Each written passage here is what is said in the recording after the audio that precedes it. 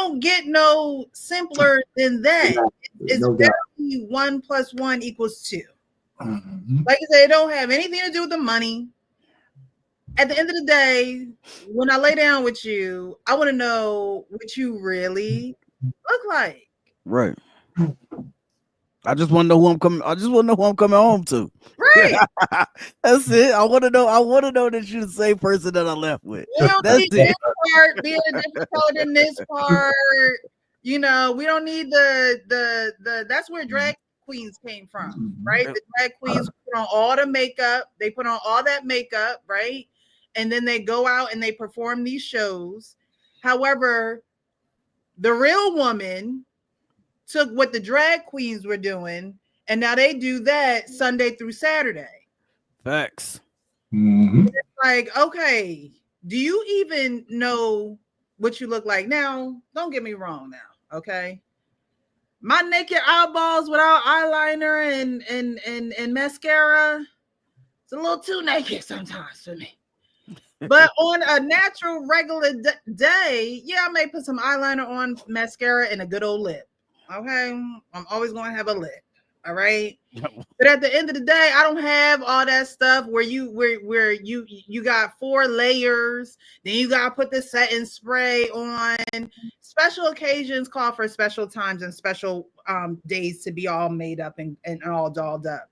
But when you have to, when you spend in a bag at Sephora every 2 weeks or whatever the case may be, more often than you should be, that's a problem. It should be a problem for you, and no man is going to want to finance thing. I remember working with this one lady when I was younger. I worked at a restaurant, and she was an older lady. She was like in her 40s, you know, and I think she still works there. And she was like, "Oh yeah, I work here for my shoes and my bag." Mind you, her husband, great career. She has a great family, granddaughter now. But she was like, "I work here for my shoes and my bag." Because that's what she wants, and her husband is pretty much like, I'll give you everything else you need, but you obviously have a love for these, and if you have a love and a passion for these things, work for them. He pays for her life. She pays for her lifestyle. Right. But Yeah. what is your input on this, Uncle Rick? I don't know. I didn't watch the video. Oh, I'll play it again. I'm just nodding my head. You think men should see us in our natural state before they get in a real relationship with us? Whenever I've heard a man say, first of all, I'm sorry, I didn't mean to stop it, but she didn't even answer the question, okay? The question was, do you think a man should see a woman in her natural state before he gets with us? You think men should see us in our natural state before they get in a real relationship with us? Whenever I've heard a man say, let me see what you look like with no makeup. Let me see what you look like without the hair. I feel that that man is telling you that he does not have the money to finance your beauty upkeep. Don't come over here thinking that I'm going to go to Sephora and get you some makeup. So I need to see you without all that because I want to strip you of all that because I ain't got it. When a man says that to you, he wants to strip you of everything. He doesn't want you to have the thought process of maintaining yourself. And then it's just Tony Baker. Yeah. I've seen this before. Okay. Okay.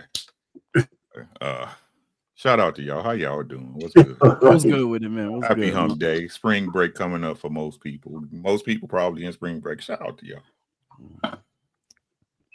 2 weeks, spring break. Nice. She got y'all. Hey, she got the brown skin sisters out here taking L's. That's all I'm gonna say. Is this your queen? Is this you guys? For one, hey Rena. For one, I'm willing to bet you a steak dinner at your favorite spot. Wagyu. That her skin is horrible under there. Probably. That woman's skin is horrible. Right? Don't nobody want to be making no ugly kids with y'all. I want to know what my kids gonna look like. You out here putting literally makeup on a pig. Calling yourself cute. You're not cute, man. You're not pretty, ma'am. That's what all these girls walking around here putting on faces talk about. No, you're just very good at drawing. Get these chicks some coloring books. Hey, no, ma'am. No, ma'am. No. What she's like, this is what I'm telling y'all. When I respond to things, y'all, I'm gonna let y'all in my head, right? People answer from their perceptions, right? The reason why she can spit that out so fast with no remorse and no thought, because that's her thought process. You understand what I'm saying? Right? She honestly thinks her wearing makeup, spending I don't know how much money, believing, and I'm sure some suckers or some, but I ain't gonna even say men, right? Because men, I mean, we all bumping uglies under the waist, right? It ain't pretty, right? But I'm sure some men and a lot of women, oh, you're so beautiful. Your face is you're right. Your face is beat. Your face is beat up. That's why you need all that makeup. What do you look like under there? And to sit up there and even try to take the stance that it's something a man's try to take away from her, lets you know how she thinks. Mm-hmm. I'm trying to see what you look like, and that's a problem, bitch. That's crazy. That's all I got on it, man. That's crazy to me, but you know, everything sells for black women nowadays. No doubt. JT, good evening. How are you? Welcome. Hello. My mic sounds nice. Yes, sir. How you doing, bud? I'm doing well. What's up, fellas? How you doing? How you doing, Precious? Oh, man. Here we go. Video? I saw it.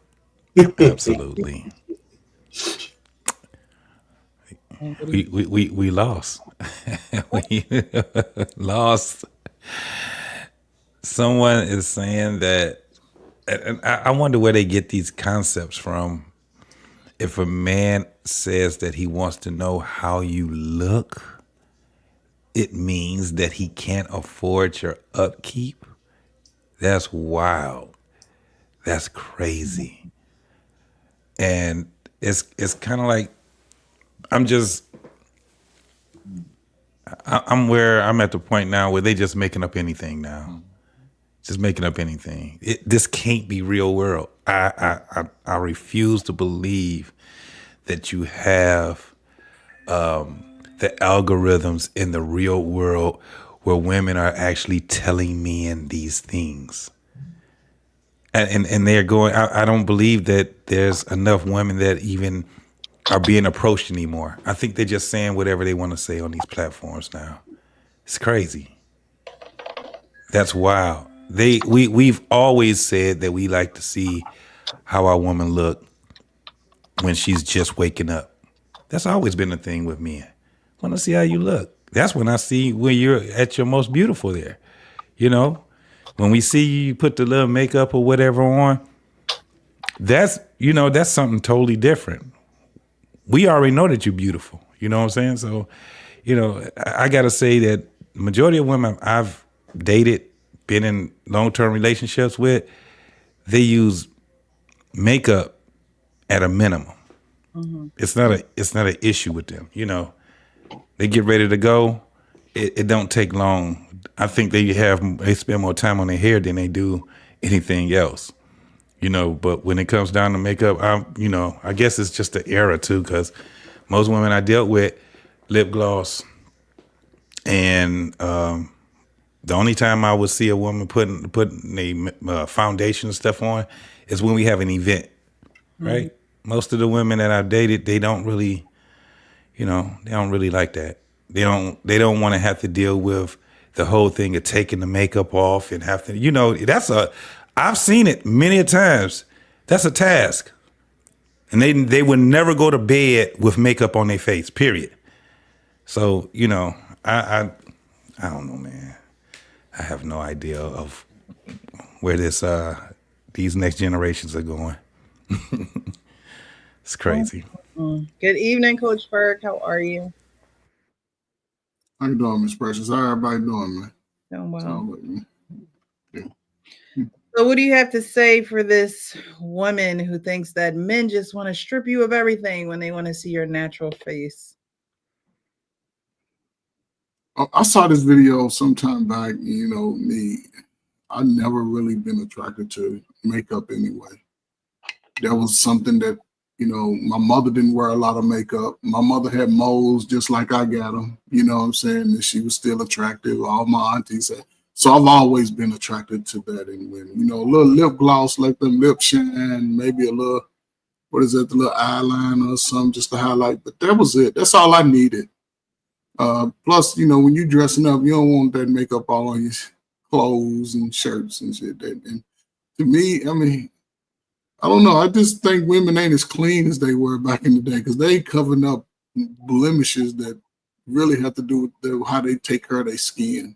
Mm-hmm. And it's, you know, I don't know. A lot of women drink, a lot of things that they take, they diet, all of that gets in their skin. And one thing about us, man, we let our skin breathe. My father used to always be big on let your skin breathe. And that cleans some of those impurities out of your skin. But if I'm constantly covering it up, then I sweat, then I dry up, you know, it does a toll on your skin. And a lot of women use perfumes and they soaps and things like that, and that's not really good for them either. So, you know, as far as man not being able to afford it, yeah, I ain't never been able to afford a woman's makeup. Never in my life. I would never even think about it either. If she gonna disqualify me for putting a mask on, then I'm just disqualified. So salute to the brothers who accepted. But Can you bring the video back up? Don't play it, just bring it back up. Her face looked two different shades. Bruh, you seen it, right? Listen, I experienced this when I first joined the army, and it made me never want to date girls who wore a lot of makeup ever again. You know what I'm saying? I had a fresh Kobe Bryant jersey, the white joint. You know what I'm saying? Yeah, and she put she put her head on my shoulder, and I was like, "Oh, okay." You know what I'm saying? I went home, I looked in the mirror, I said, "Oh, hell no!" Nah. It don't come out either. Yeah, I had the brand new Kobe Bryant jersey. I had to throw that shit away, man. I was like, "Yeah, never again." Yeah, it don't come out. The makeup don't come out. It was a white jersey. You can't do anything about it. Yeah. If you don't catch it early, like put ice on or something, and you go around all day and it drop in, you know, it's over. Ice is for gum. Yeah, you gotta wash it immediately, and you gotta wash it in cold water. As soon as you bake that mug on, it's a wrap. Yeah, we went to the movies, bro. We went to the movies. We were just chilling, nothing crazy. Came back to the barracks. Yeah, came back to the barracks and my shit. Yeah, I never seen her again after that either, dog. I was like, yeah, never again, man. Never again. Bring that picture back up, though. Champ, like it's not that he can't afford the makeup. He can't afford another jersey. Shit. Yeah, right. And you know what I'm saying, bro? Them jerseys was $70 every 2 weeks. We get hella jerseys, like $70 a pop. Hell no, I was not. I had to go replace it. I was like, I'm not gonna replace it again, though. You know what's worse? You was walking around with that patch on. You didn't see it. Everybody looking at what's going on. Everybody else seen that shit. Nobody else.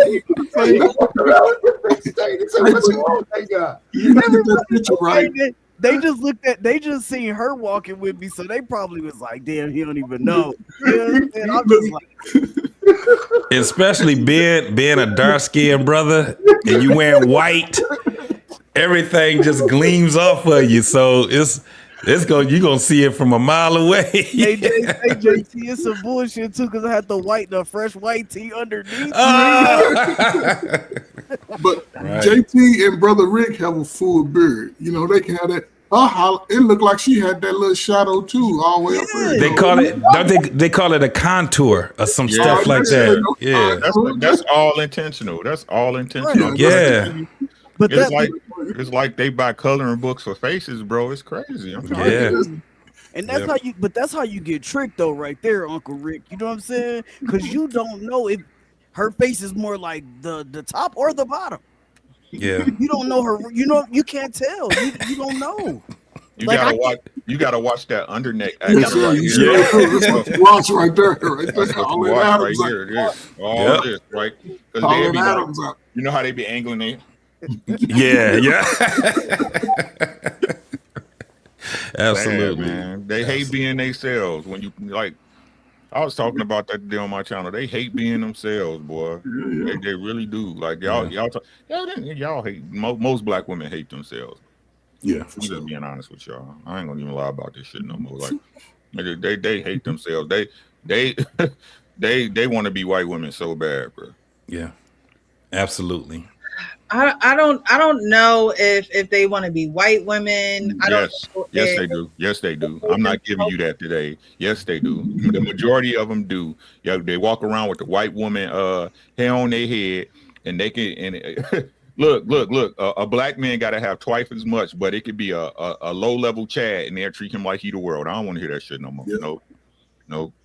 Yeah. I just think that women who do that and have to have it and say that and make up excuses that men don't want to finance it and things of that nature, they definitely have a problem with accepting what they truly look like when they wake up.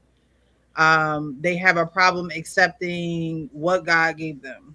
They have a problem with looking at themselves in a mirror and really taking it all in, because men don't get the opportunity to do all the makeup and do all the, y'all are. They do. No, they do. They do. There's men that do that stuff. It's men that get like we criticize the dudes who get over excessive big gene on their head. Nigga, what you doing? What the fuck you doing with that shit? You got hated on hairline. It's dudes walking around with hairpiece. Now I ain't gonna even say toupees. What they call them? They call them installations, right? Yeah. Hair installations. Now you weirdo ass nigga. You see them?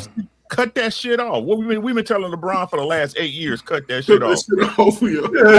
You see what happened with old ass Steve Harvey. Once we found out that shit was on, we was like, get the hell out of here. That's why he said, well, look, man, I might as well take it off now, because you look goofy. We don't do But that, I mean, man. other than that, though, for men, what else is there that y'all can do? I mean, we did cover the guy who that's all we can need. That's all. Go ahead. Let her finish. Go ahead. What you gonna say? We did cover the guy who got the leg extension or whatever, but that's my god, right? You're the leg extension. And you see how he got roasted by dudes though, right? Right. Right. Go see the comments on his shit. What the fuck is wrong with you, my boy? What's really popping? Right. We're forced to accept ourselves as we are right now. All natural enhancements, going to the gym, taking care of yourself, keeping your hair nice, right? But as far as this we'll never have that luxury, right? Well, and the dudes that do, we look at them as feminine. Yeah, they do be feminine. One more thing, Precious, and when we get out of shape, we own that shit. Yeah. We don't have to have euphemisms and say, somebody say, look, you're rich, man, you're a fat bastard, go to the gym. And we don't sit down here and call it like, you chubby and all that stuff. You should really, Arpain, you're not as muscular as you should be, man. You should really love yourself now. Accept yourself, Arpain. It's okay. They gotta take you as you are. That's some girls do that shit. So Precious, what if men start walking around with our hair stringy? We got the little part going around, and we looking like a 70s news anchor, right? They would say we look like we're white men. We're trying to be white. Ain't nobody gonna say you think you Indian, or you think that you. They're gonna say you think you're white. When you got women that's wearing the hair that they're wearing, if you go and you can't tell the difference from them from a ways back from the white women. You can't tell the difference. And it's not that they're trying to do it. I don't care what anybody's saying. If you are doing, this is what's really crazy to me. They're doing it at the detriment of their own health. Mm-hmm. They're doing it at the detriment of their own, because they can't use the what was that excuse they used to use? It was a protective. It's humid outside. So right. They protected their hair. Yeah, they can't use that anymore. Mm-hmm. They don't care what we think. Because we've always, I remember when you had the women that were wearing weave and you didn't know that they were wearing it. The first thing that women would say, this is all natural. This is all natural, right? And this is how women used to distinguish themselves. They would get the cut with the hair cut on the side, and it used to be, what's that, symmetric A? Mm-hmm. They used to have the little lines going on the side. They had to like if you see the rappers, the female rappers, right? MC Light, when you had Salt and Pepper, all of the women, black women had a distinctive look on how they did their hair. Now it was bad enough that they were using lye and the relaxers and stuff like that, because that did harm too. Now what it is they're not even trying to look like themselves. The men really never had a problem with it. We never had a problem with women having the weaves and the wigs and stuff. It was to the point where they started making themselves look like a spectacle. You got blonde hair, and you're super dark skinned with blonde hair, and then they would come back and say, there are black people that have natural blonde hair. Where, in America? Yeah, it is. That is true though. It is not you ain't gonna see no stringy blonde hair on nobody. You can find some obscure tribe in the blonde hair. My sister had blonde. 5 square foot of Africa somewhere where somebody had blonde hair and say, yeah, come on. My sister was blonde hair. All of her hair was blonde. Look, red, you know what they used to call cats that had like the reddish brown blonde hair? Red. They called them red. They called them red. That's what My hair was red when I was little. Right, because it was distinctive. Now you saying you got, come on, man. If we did the same thing, men were going around here. Listen, there are men that do stupid stuff like that. We call it out. Cisco looked at dumb. Man. We would say to this day. Ain't nobody cared though. Cisco could sing. Everybody was rocking to the thong. But let you get out there and wear your hair blonde, wear your hair gray and silver. Watch what they gonna call you. Right, you know I'm already doing. And that's the one thing that saved those dudes, that they can be in entertainment. They'll get away from it as long as they're entertaining. As soon as they step off that stage, then they're going to get the ridicule. It's going to be ridiculed like crazy. Well, have you ever seen a blonde black girl get mad at see a white woman with braids in her hair? Yes, I saw that crazy stuff. I said, what? Where this shit in the whole world?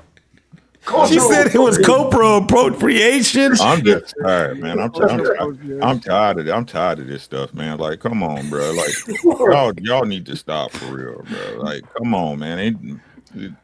Rick, I had to tell my mama. I said, "Ma, it ain't your fight no more." Man, see, I said, just enjoy your life.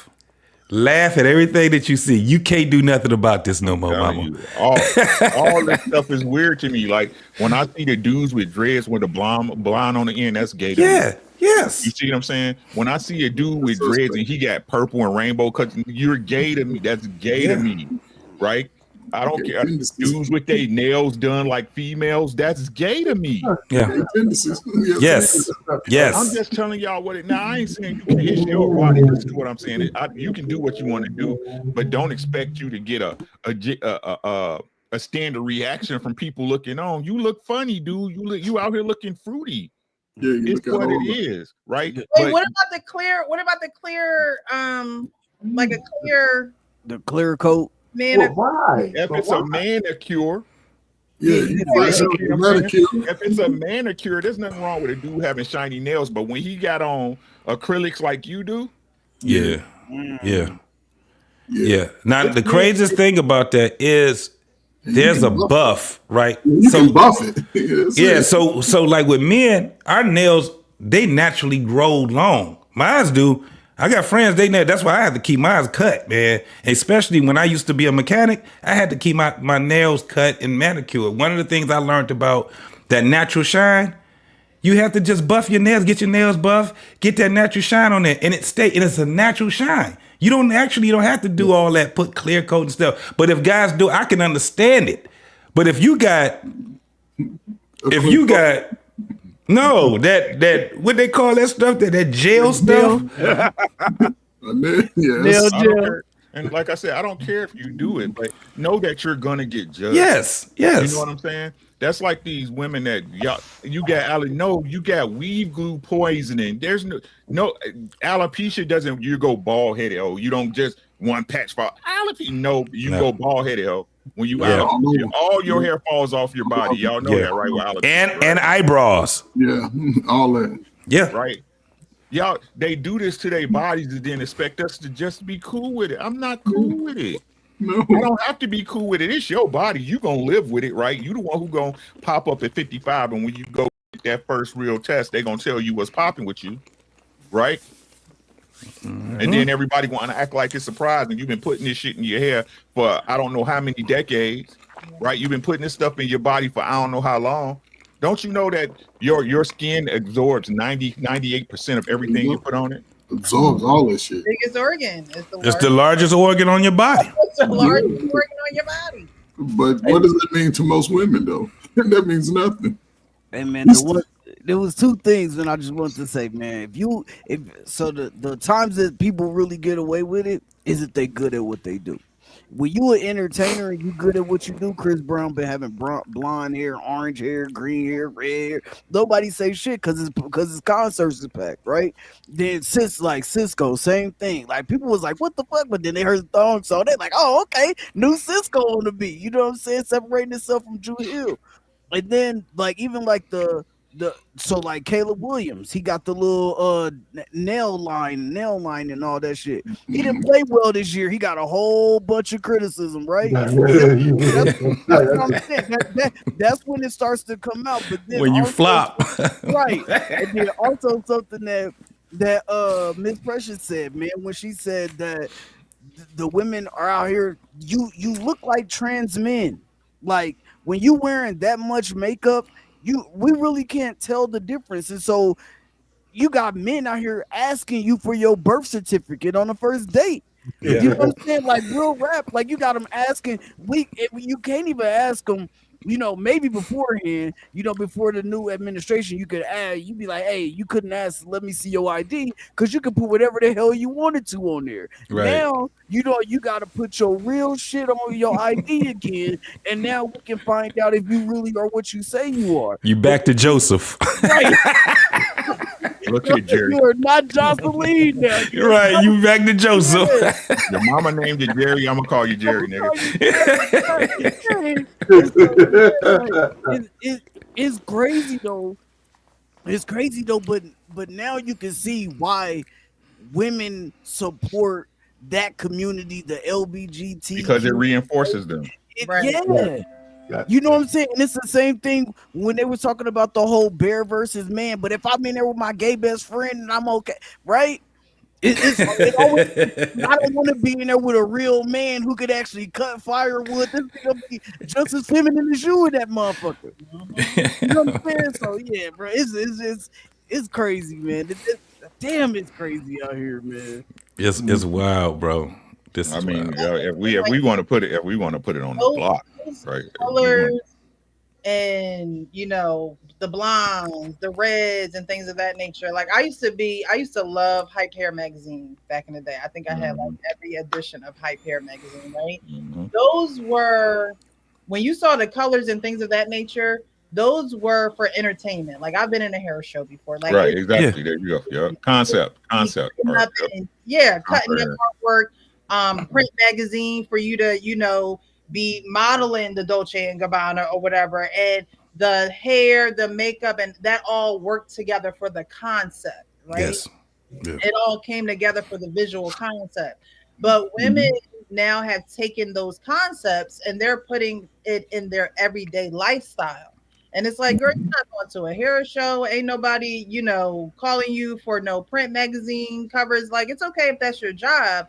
But there are women who will do it every day, day in and day out, and then say, if a man wants to see me in my natural state, that means he don't want to have any part in my uptake. He just wants to strip everything from me. And I just think that is a lie.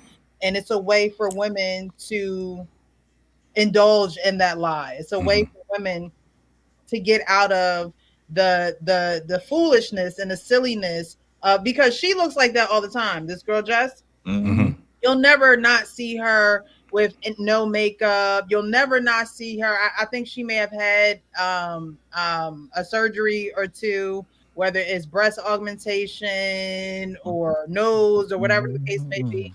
Like it even goes past the makeup, right? Because the makeup is one thing. Makeup is one thing. There are women who, put on makeup all the time. But it goes past the makeup because then you have your lashes. There are women who wear the strip lashes. There are women who wear the magnetic lashes. There are women who get one eyelash done. They will sit in the chair and get one eyelash done one at a time, so it looked like it's actually coming out of their and don't let it be. The girls who get the lashes done, and then they walk around with like 3 or 4 of the fake ones in, and it looks crazy. Their eyes look cross-eyed. From your eyelash, like you got 3 or 4 of them in. Like pull them out, like snatch them things out. It look crazy. Well, I don't got another appointment for another. Well, just walk around with your natural lashes. What's wrong with your why you got 4 straggly little lashes left in there? Pull them out. Yeah. And Precious, look, this is the craziest part. One of the things that I loved about black women was that they did their own hair. When they ain't had the money, they figured out how to get it. And then they got really good at doing their own hair. Mm-hmm. They started doing everybody else's hair. Mm-hmm. Most of these women that have their own salons, they started out as teenagers doing their own hair. My friends' hair. Yeah. Hair. These girls are they're so lazy now, they would pay $200, $300 just to do something that you like. Yeah, man, that's crazy to me. They be paying $400 for a kitchen job. That's crazy. $400 for a kitchen job, $150 for a deposit. That's crazy, bro. And then want to show up late, mad at the person who got the rules and the regulations for their bookings. It's just like, girl, do it yourself then. Hey, maybe how many women know how to cornrow anymore? I mean, when I was young, it was a pinnacle for a young guy to be sitting between a lady's legs and her cornrow in your hair. Hey. That was the coolest shit in the whole world. When I had some hair, man, women call on my and they be fine as hell. You sitting between their legs and saying, God.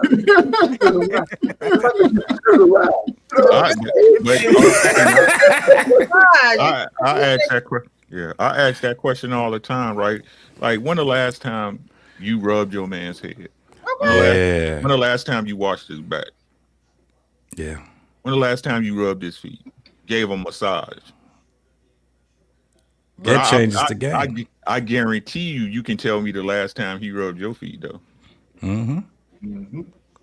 I guarantee you. Right? Yeah. The game. What's the one movie that came out a minute ago? Two Can Play That Game, right? With Anthony Anderson. Y'all remember that when he was talking? Wasn't that Gabriel Union too? Yeah. Nah. But that was what's her name? No, not Gabby. No, that was Vivica. Yeah, Vivica Fox. Vivica Fox and Morris Chestnut. Yeah. When Anthony Anderson was like, "Man, you fighting the war for everybody, bro. You keep doing this, they gonna be in days. They gonna be watching football on the TV, talking about where's to play that. You know what I'm saying? Yeah, that's exactly what's going on, man. And I thought about this today and my shit is circular because it's true, right? When you being totally honest about it, right? They had this gripe with us about what Papa did, right? Y'all remember how we got stuck on Papa, right? What Papa did, and that's the reason why they're so independent now, right? Do the men of nowadays, the modern guys that we see up under us, do they do what Papa do? Nah. You saying as far as like what? As far as the stigma. Mm-hmm. The stigma of Papa, right? Uh-huh. But they don't do what Big Mama did. Right. You right. I get what you're saying now. They ain't doing what Big Mama did. They Papa now. Yeah. Yeah. You can't do what Papa did, Uncle Rick, bro. That's toxic masculinity. But what I'm saying is, but they moving like Papa. Exactly. I know. But the thought I want to put in y'all head is this, right? Again, I told y'all before, since the time I can remember, right? They've been telling black men to be better. I don't care what nobody say. If you look out over society as a whole, every decade, black men have elevated themselves. Yeah, yeah. And now that black men supposedly got to the spot that was deemed as acceptable, taking care of your family, right? Working a decent job, right? Learning to plan and lead. Now they want to be heathens. Yeah. Oh. It's very, very tough. One of the things that I was glad that my mom and my father both put in me was be okay with being by yourself, right? Be able to, and that really worked wonders with me, right? Because when I'm with someone, man, I make it the best that I can for them. Because I you know what I'm saying? But being by man, I'm very good at that. You know what I'm saying? Because what happens is that I found my bargaining tool. My bargaining tool is my attention for you. You do something that goes against everything that I stand for, guess what I can do? Leave. I can leave. Like, I ain't got to argue. I don't have to, bust windows up or none of that. I can just simply remove myself. And it hurts when a woman sit back and they say, well, you just up and just left? I can just explain to them, yes, that's exactly what that goes to. What, you think I'm gonna sit here and argue with you? We gonna go back and forth and all of that? Can't do that. That's not even conducive to anybody doing that. Because I can't beat you. If I tell you that this is what's bothering me, guess what you're gonna do? Give me a bunch of pushback. So I just have to be able to show you. I don't need it in my life. So listen to what we saying, JT, right? This is the point that nobody want to admit. Everybody, how are we going to fix? We should have hope. So if the only recourse you have from the woman that you would want to build with, right, is to leave her alone, what else you got? Nothing else. What you else ain't got? Nothing else. That's all you got is yourself, man. That's it. Right. You ain't so right. So when we hear these cases about ain't no good men nowhere, and when it's 80 black women to 2 men at a dating event, yeah, the club scene is dying, right? Yeah. You see when you go out, yeah. I call them brunch babies. You know what I'm saying? That's what I call them. They brunch babies. You know what I'm saying? When you take your girl out to lunch when you go visit a new city, right? You go to the popular place and ain't nothing near there but women having brunch together.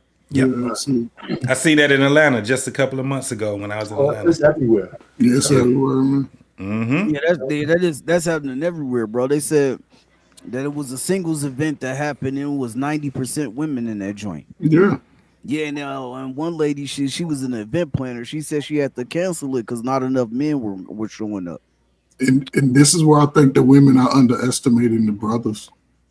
I really do. They underestimating the brothers because we I don't know. I guess people expect I guess if they assume it was so bad, the change to happen immediate, it'll happen. You'll see the difference within the next 4 years. The next 4 years, every year, a man within 4 years of his life can change his life for the greatest, and you'll see it because.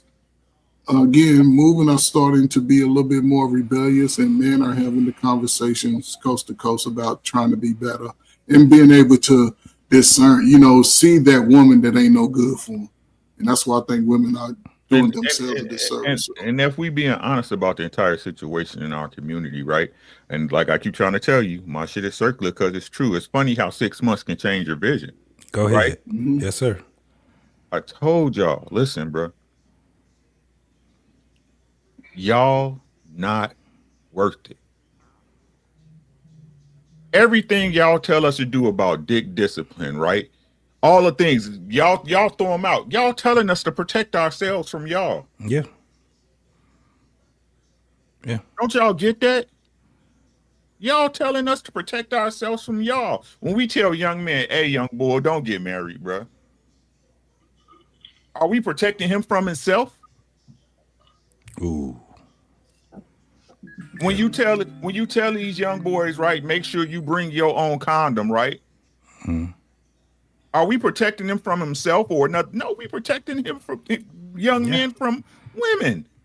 Mothers, real mothers, right? Real mothers who love their sons. What's the lessons they give their sons? I'll give you a minute to think about it. Did you hear what I said? Don't be trusting these bitches out here, son.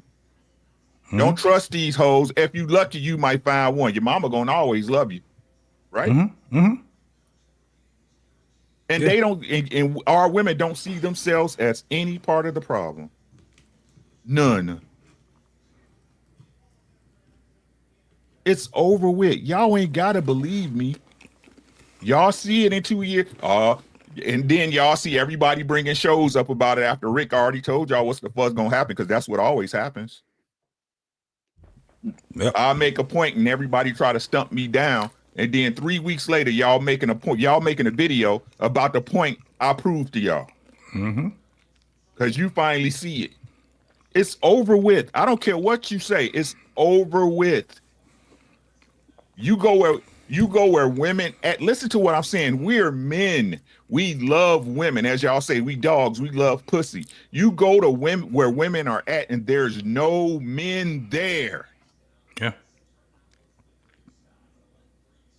And they swarming you like goddamn bees on honey. Well, you know what? They had this video, and I wish I would have saved it. A lady spent maybe around 3 minutes, went to one of these places with a couple of men there, and she was trashing these men as if she didn't go to a place to find a man. Right. Wow. I wish I would have saved that video. I mean, she had a rant, and then at the end, she said, man, I'll just stay home with my toddlers and my cats or something.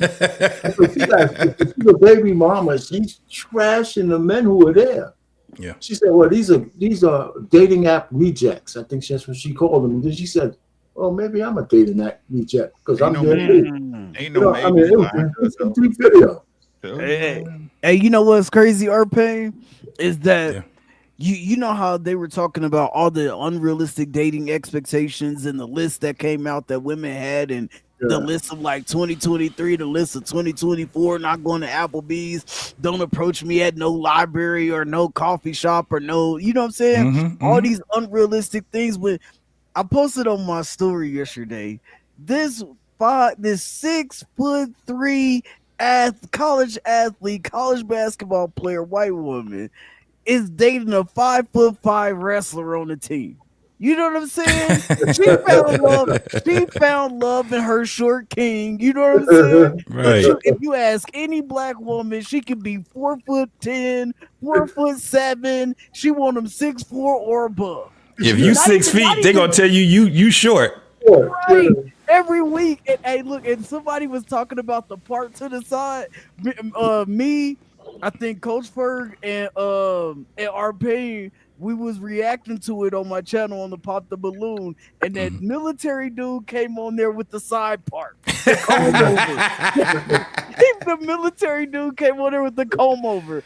Bruh, everybody popped their damn balloon so quick. So I don't know what it is. I think it's the side part. Yeah, it's like everybody, dog. It's like it's just unrealistic expectation, just wild shit after wild shit, man. So let me ask you guys a question, and I know, Precious, you want to move on, but I want to ask this: what if men on the internet all get together and stop talking about relationships? Everything we talk about on the internet would be cars, sports. Money. We ain't talking about women no more. Money. We start talking about everything outside of relationships. How do you think the internet will look? I think it would look better. Well, if you got any views, I'm sorry. Go ahead, Precious. I think it would look better because for women, a lot of the times their currency is attention, right? And so if you take away that attention, then you will clearly see that all women are worried about now is the lack of attention from men. I always say that men, honestly, you guys should go where you're respected. You should go where, not only where you're tolerated, but where people actually appreciate you. They honor you. They hold space for you. I think those are the only places you should go. And I don't think that you should. I mean, we have these discussions, right? But I don't think that your natural conversation in your everyday life, I think it should be set for a time and a place. But I don't think that your natural conversation in everyday life should be what a woman is not doing or what, you know, her issues are and things of that nature. I don't think that you should give that your attention. Now, like I said, we have these conversations, and there are some men that you can tell their everyday life is consumed with this conversation because of how emotional they get about the conversation, because of how they can't let certain things go. There's a way that you can have a conversation and have your input and have your opinions and perspectives without making it seem like you're consumed with this. Like you can't get a woman, or every woman you ever been with done hurt you, and now you know you can't get over it, and that's all you can talk about. And every woman you have been with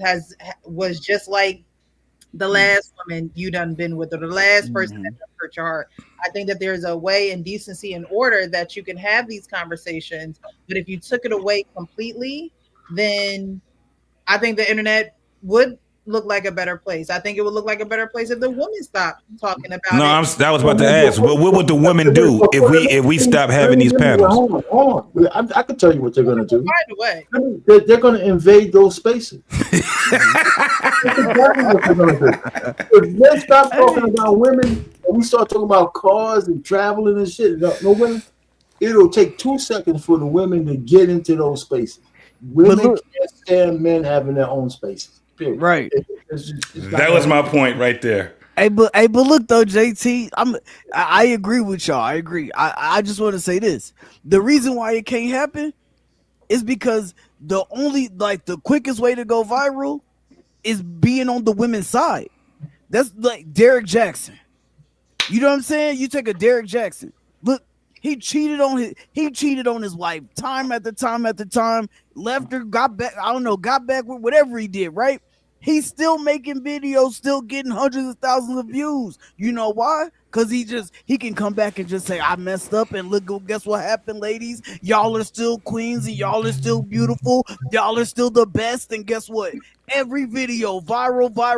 But it only happens because we're talking about it also. Think about this. Oh, okay. Think about this. Everything that deals with, like when you have your panels, with the exception of Precious, the panel is ran by who? Men. Every time you have the women running the panels, guess what you don't have? A good conversation. It's very hard to see a bunch of women on a panel. You got 10 women on the panel. When have we ever seen that? When have we ever seen 10 women on the panel and they got 12, 1,300 people sitting there watching them talk? No. It's not going to happen because it's what they can do. They say that we have the echo chamber. That's what would happen with them. It'll be a bunch of echo chambers. If you had, this is why I'm asking, is because it's very important. If you had men and all they had was Derek Jackson and what's them other dudes' name, and we didn't respond to anything, we didn't have anything that came with relationships, no reaction videos, nothing, none of that stuff. Everywhere, I guarantee it goes to what Mr. Payne was just saying. They would come to our space and they would invade what we have. They're not going to be talking about relationships no more. It's not going to happen. And when they talking about it with each other, you see what happens. Table of 8, that place is crazy. That's why they got to have the men that's in there, right? They got to have the pushback. If you got a bunch of women that's there and they doing, you know what women have resorted to doing with all women thing? Getting together, going on these so-called reality shows and fighting. This is what they resorted to. They're going in a mansion and they setting up street fights. That's what they resorted to. They got what was that, Bad Girls or whatever it is? That's what they resorted to. Right. So it's not, that's what I'm saying. Like, yeah. They would just come if we don't give it any attention. So watch this. In the dating field, if you want it to be at a point where there's going to be change and women is going to change on their own, you got to ignore them. No, I you got to get the hell away from them. Yeah, I get what you're Look, saying. All I was saying that was ain't gonna that happen. all I was That ain't saying was that even so say that men don't react to it. If you go to the shade room post, that's predominantly filled up by women.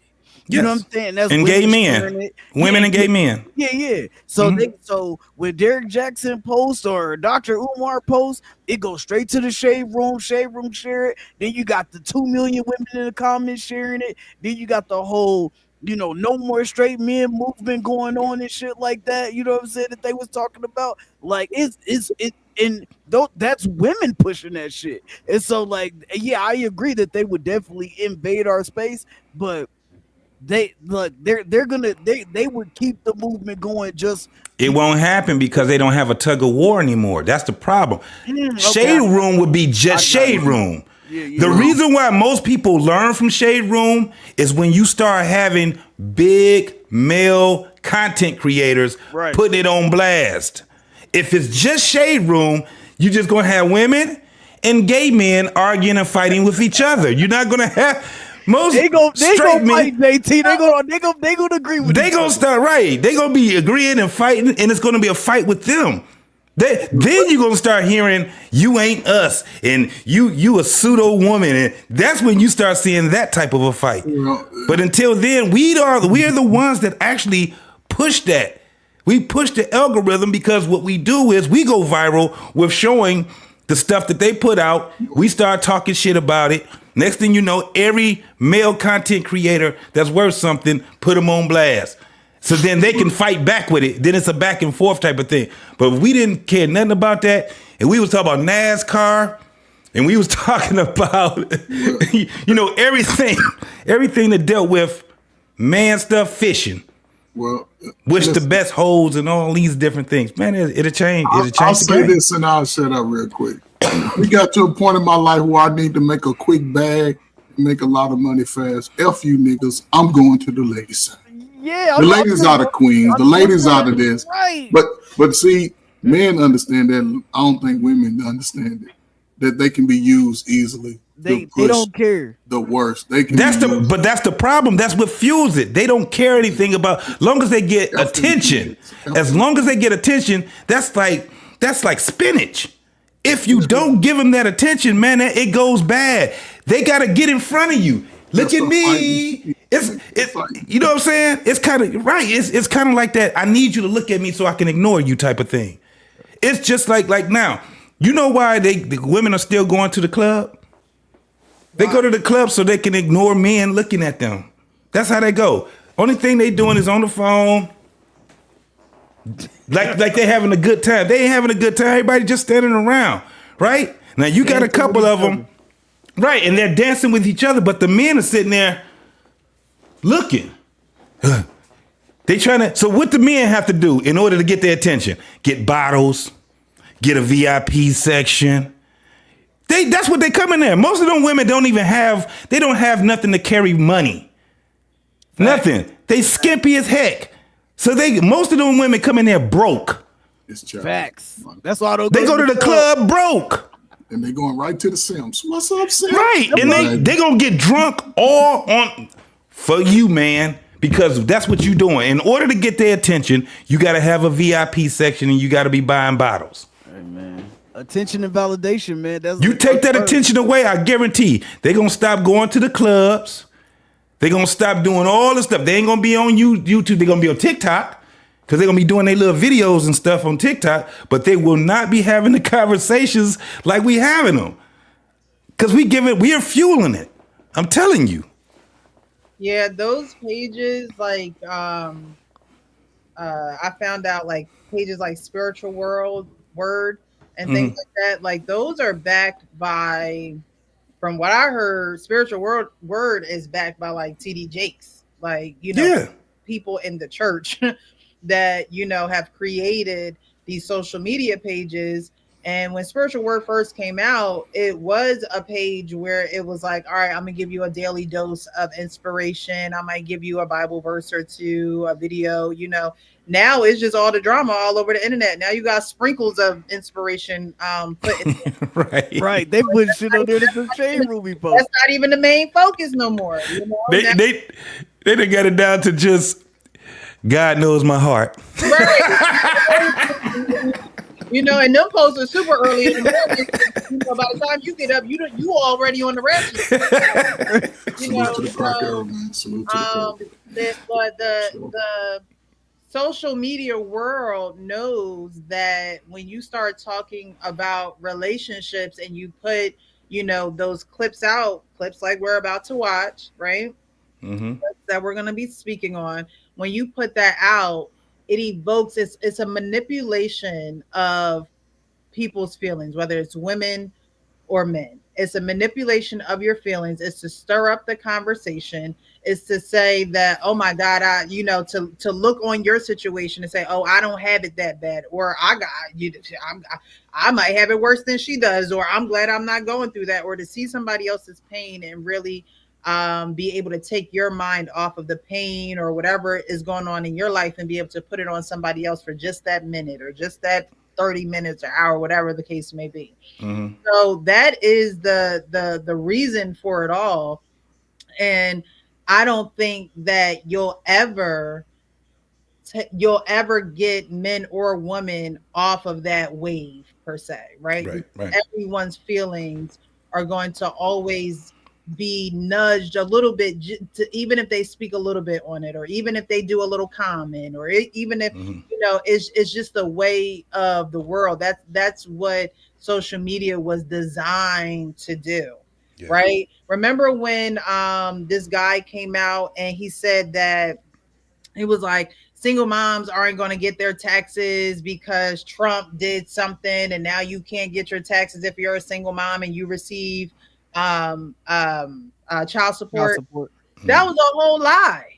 This guy and everybody, so many people believed it, right? Because that's the way of social media. You say something and you evoke the feelings of a certain demographic of people, then people are going to jump on that bandwagon. It was like back in the day. Remember where you used to run and people used to run too because they thought you was getting chased by a dog, and it's just like, nope, I got you. Yeah. My brother used to do that to me all the time. He'd be like, oh no, and be real, right? Like I'm just kidding, right? Like that's what that is with social media. Like, let me run, let me scurry, let me put something out there, and y'all gonna all do it too. And the only thing you do is tell us, why are we running? Right. Don't even know why. Yeah. So that's the way of social media as well, with all these freaking BBLs, and we were talking about the makeup earlier with the lashes, and now they going further with doing the lip plumpers, and then you have it on the children level where they're putting their lips inside of something, and then they're taking the thing off, and their lips are like blowing up like the Kardashians, because it's the Kardashian effect, right? Are you serious? Yeah, they put their lips like get sucked into this thing. It's like, I don't know what it is. And then they take it off and they have like these big, humongous lips or whatever. It's a prank. They do it as prank. They do it to see what their lips are going to look like if they got the fillers. Like, it's all a social media manipulation of your feelings. And younger and younger you have children on social media, the more people you're adding to this manipulation train. This way of tweaking your feelings in a way for you to then react, because some people take it off of the internet. They go in real life and they react. They go find these people who are on TikTok and whatever it may be, and then they come up missing, or they come up in a river, or like, you know what I mean? And so that's all it is the entertainment. And again, the manipulation of your feelings. All right, so we're gonna move on. If you guys are just joining, definitely hit that like button. Thank you so much for being here. I appreciate you. If you are donating to the platform, I definitely appreciate you. Thank you. We're going to get into Dr. Cheyenne Bryant, who wants access to everything. Okay, she wants access to everything, and she's ready to give access. She ready to spread them open and give that access. Her words were she's ready to be penetrated. All right. So we're gonna watch a couple of videos. Starting with this one video that I saw of her, I guess way back in the day, because she definitely don't look the same as she does now. But we're just gonna break it down. One of the videos is I believe like 7 or 8 minutes long. And so we're gonna get into that, but we're gonna take that one away. We're gonna get into this first video. Seriously, like for example, let's go back to the beginning. Now, this is what she looked like. This is a young Dr. Cheyenne Bryant. This could have been before the degrees, before the what? The glow up, before all of that. Okay, so before I play the video, I gotta know Coach Berg. First of all, her demeanor. What does her demeanor say to you guys when you just even look at that still photo of her? That looks like her resting bitch face. That's all. I mean, a lot of women look like, I can't read that much in it because she might, once you start to think, she might have a smile the next second, but that's her resting bitch face. That's a nice little shot of probably how she just like might sit on the bus or something like that. It's probably indicative of her personality. To me, she kind of looks the same. She's a little heavier now. Right. Okay. Anyone else before I gotta admit, I probably would have knocked it out though. Yeah, no, I seen her old pictures with like artists and shit. Like she pretty much looked the same, like he said, just a little heavier. But yeah, that could have been a resting bitch face for sure. She definitely done made up some shit though. She looked like one of them girls that you would hate fuck. That's wild as fuck, but it's true. Yeah. She just that. I guess that picture's before the degrees that she obtained. And you see your horse growing while you're knocking it out. She thought she was pretty, but she thought she was the hot girl. We got a education. I'm sorry, Coach Berg. So no, that's what it is. What he said. What he said is true. It's true. Uncle Rick. Yeah. You asking because you know it's true. Yeah. No, what? Okay, so why would you mentally? What goes on in y'all head when y'all did y'all ever see that clip of the Chinese girl when she was like, is it a love fuck or a hate fuck? Or you like me? Like that's what you gonna get. All of them. And y'all head when it's I'm fucking you for sport. I'm fucking you for sport. Oh, sport. Yeah, that's what I'll fuck the girl I hate before. I ain't gonna lie to y'all. Right? You know by yourself, bro. It's to prove a point, right? It's to prove to you that I can. Right? And it's to prove that the hate you is really displaying towards me is really you wanted to fuck me. Wow. Okay. And then come up ghost. Then ghost her. You see her in the club, you nod. Yeah, there you go. With that nod. You don't even say what's up. You just hit him with the nod from across the room. Yep. Yeah, you know. Hey. Ain't no doubt because I walked past her already. It just so happened that she locked eyes with me. There you go. And then I nodded to her. That's it. I didn't want to talk to you. Get away from me. It's the power play. You see what I'm saying? Like these are things that people don't discuss, but y'all know exist. It's a power play, right? That's why I want you to say it out loud because I'm like. Yeah, it's a power play, right? Because the truth is, when we look at stuff like that, I ain't gonna say we because this is me, it's my perception, right? Again, it's like when a girl call you ugly when she really thinks if a girl keep calling you ugly, she thinks she thinks you cute. You know what I'm saying, right? So it's like a girl that will profess her. You will put out and try to embarrass them. In my situation, right?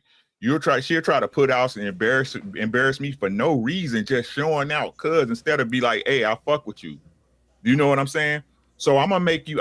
You want to play the game? I'm gonna play the game with you, and when I fuck you, I'm not gonna have no expression on my face. It's gonna be like, hey, all my military guys, y'all know what it is. Yeah, no mercy. Ain't got no mercy. 1,000 yards there. You gonna see emptiness in my eyes. I ain't even gonna look at you. Turn face, over. it's a stone face. I gotta admit, I haven't. You know what I'm saying? I never really got that draconian, but I understand the feeling. It's simply to prove a point that I could. Yeah. Our Payne been married since he was 12, so he don't understand. In Jim Crow days, I still have a lot of memories. 8 years I was free was action packed. And then talk to her. What was all that shit you was talking? Yeah, what was that shit that you was talking before? When you putting your clothes on, right. You know what I'm saying? Right. And change the sheets before you leave, bitch. Right. You what? This the craziest part. This the craziest part. You wasn't talking all that shit when your heels was in your ears. Right. Your heels were earmuffs. You wasn't saying all that shit that you was saying. I had her folded up like a pretzel, dog. Yeah. Absolutely. And if you do happen to be in the same circles with her, everybody gonna see that energy totally. Yeah, it's done. So crazy. You be like, what? Huh? You said what? Huh? What? Or hit it with this one. I know you ain't talking. What she said? You said what? What you say you would do? My boy be saying, who gonna tell her? If we talking about it and we gonna be honest as adults, right? Again, that's when that's the power play, right? You think you can whoop me? No, I'm gonna whoop the shit out of you. Mm-hmm. I'm gonna whoop you. I'm gonna whoop you. Your coochie ain't gonna feel right for 3 days after this. 3. Yeah. And then you get spent.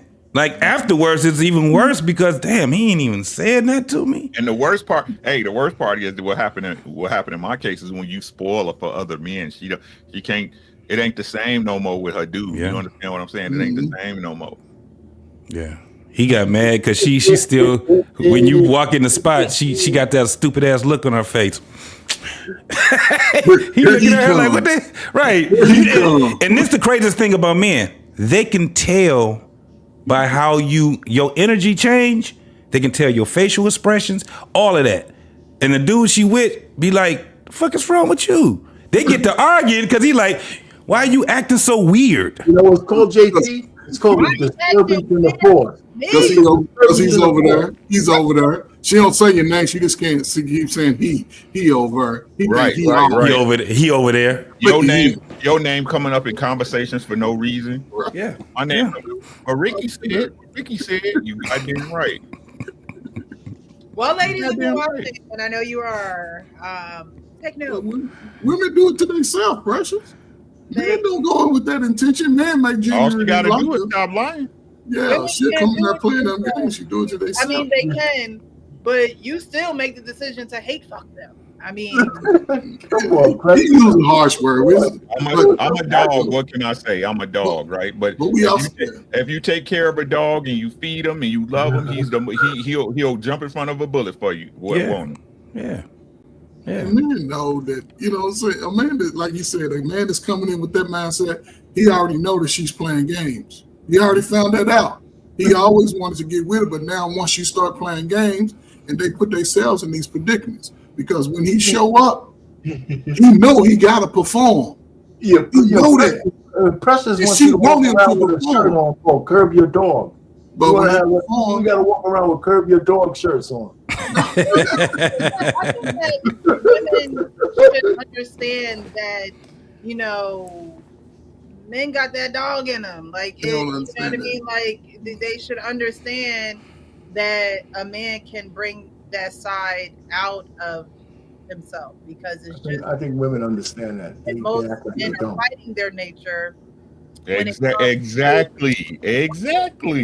So, you want me to be the man, right? Don't make me be the man I have to be. Don't make me. Don't make me be that guy. I keep trying to tell y'all, don't make me do this to you. But nobody.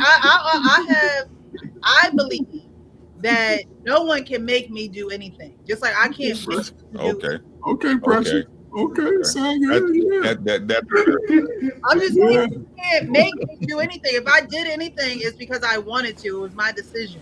Yeah, if you you have a great did influence. anything, it's because you wanted to. It was your decision. So no woman can make you do anything. And if she can, we're gonna have to check.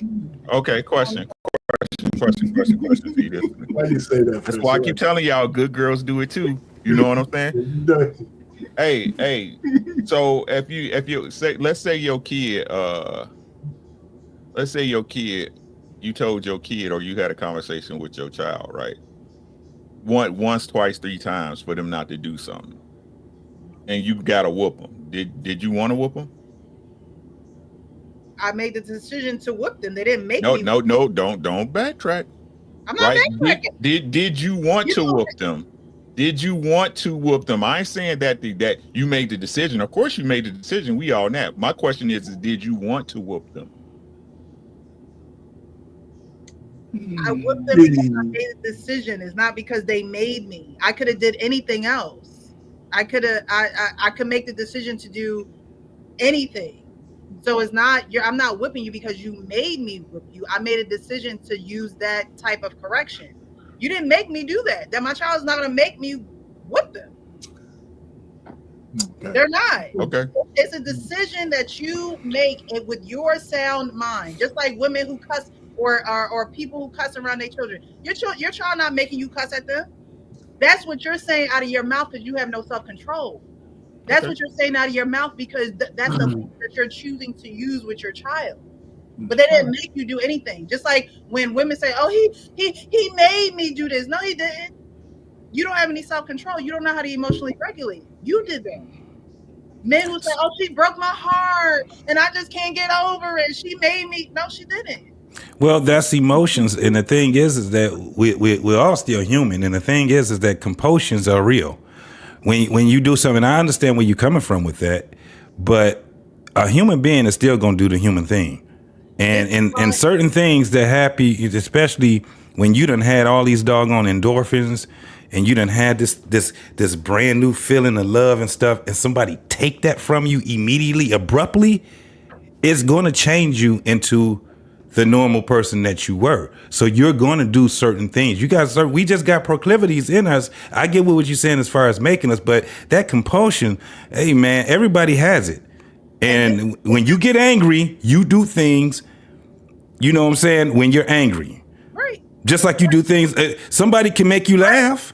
Right, but when you say that, when you use the words "you made me," then you take it out of your own possession. Then you take it out of your own actions as if they got into your body and literally made you do the things that you do. This right. I get that. About, counseling and things of that nature, therapy, reading. I always talk about reading books. The best gift I feel like someone can give me is a book. That's why I like to give books and things of that nature, because you can learn different ways of handling yourself and other people. You do not have to rely on your own resources and your own flesh. You don't have to, but a lot of people do.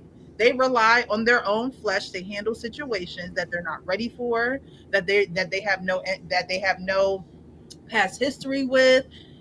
You can change the trajectory of where you're going.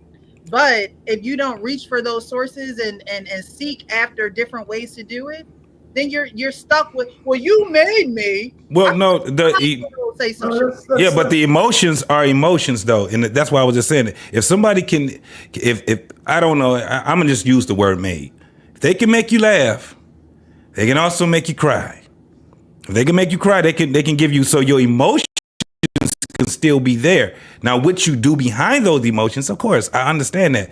But I mean, for the most part, we still have to say that there's an effect that happens. There's an action and there's a reaction that happens naturally because we're human beings.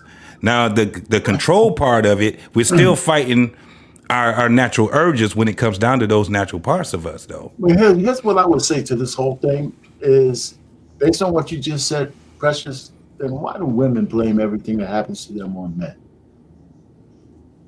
They You know shouldn't. what I'm saying? I mean, that's what I'm saying. You know, listen, They shouldn't. Women should be able to take accountability and say, you know what, ain't nobody get me in that situation but myself.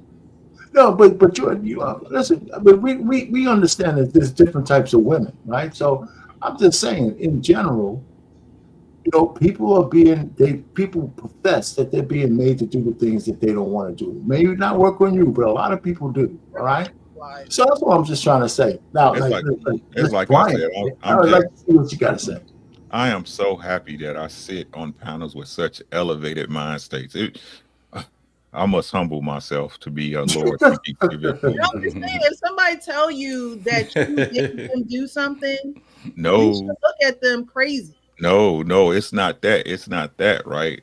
And and listen, let me start. But you make a great point. I'm not even fighting your point. Your point is actually right? But I live in the real world, right? So what I detest, right, is when people set up a certain set of stimuli, right, and then get mad for the way a person reacts, right? You might you and you're right. You didn't help me make the choice. I made the choice, but you damn sure Influencer. set up That's what they call right. people. Exactly, right. So that's all I'm saying. That's all I'm saying. But you make a great point. And If you're we're right. if we're all mature and elevated in, you know, Christ-like consciousness, you will be exactly 100% right. But again, I know it's some shit that make me pop off, right? I have triggers and stuff that I purposely try to stay away from, right? So if you trigger me on some shit, especially if you call yourself caring about me and you know of these triggers, then you're making me do something I don't want to do, right? Because I'm not going to give up on you. I'm not going to give up on you. I got too much invested if you my girl, right? But a lesson must be taught. Yeah, if they know your triggers and they know what it takes to, take you to a certain point, they're not necessarily making you go to that point. However, they're not being the helpmate that you need in your life, right? So, if somebody going to push you to the point of no return, or if somebody's going to do things where they know it gets on your nerves, it's aggravating, it's something that you've said plenty of times, don't do it, right? And they do that, they still can't make you go there. However, if you do go there, there should be some accountability, because they already know what's going on. They already know that that's a area, a danger zone for you. And so they should be held accountable, because at the end of the day, and you should be held accountable too, because you don't necessarily, people get out of character, right? People get out of character. They do things that they shouldn't do or wouldn't do or didn't want to do, and things of that nature. But at the end of the day, you can show somebody better than you can tell them. And sometimes you just going to have to shut down on folks. You're going to make me do nothing, because guess what? It was your something that hooked them. It was your something that got them. It was your something that made them want to be with you and mesh with you. So you're going to have to get into the mode where it's just like, all right, I'm going to have to do nothing.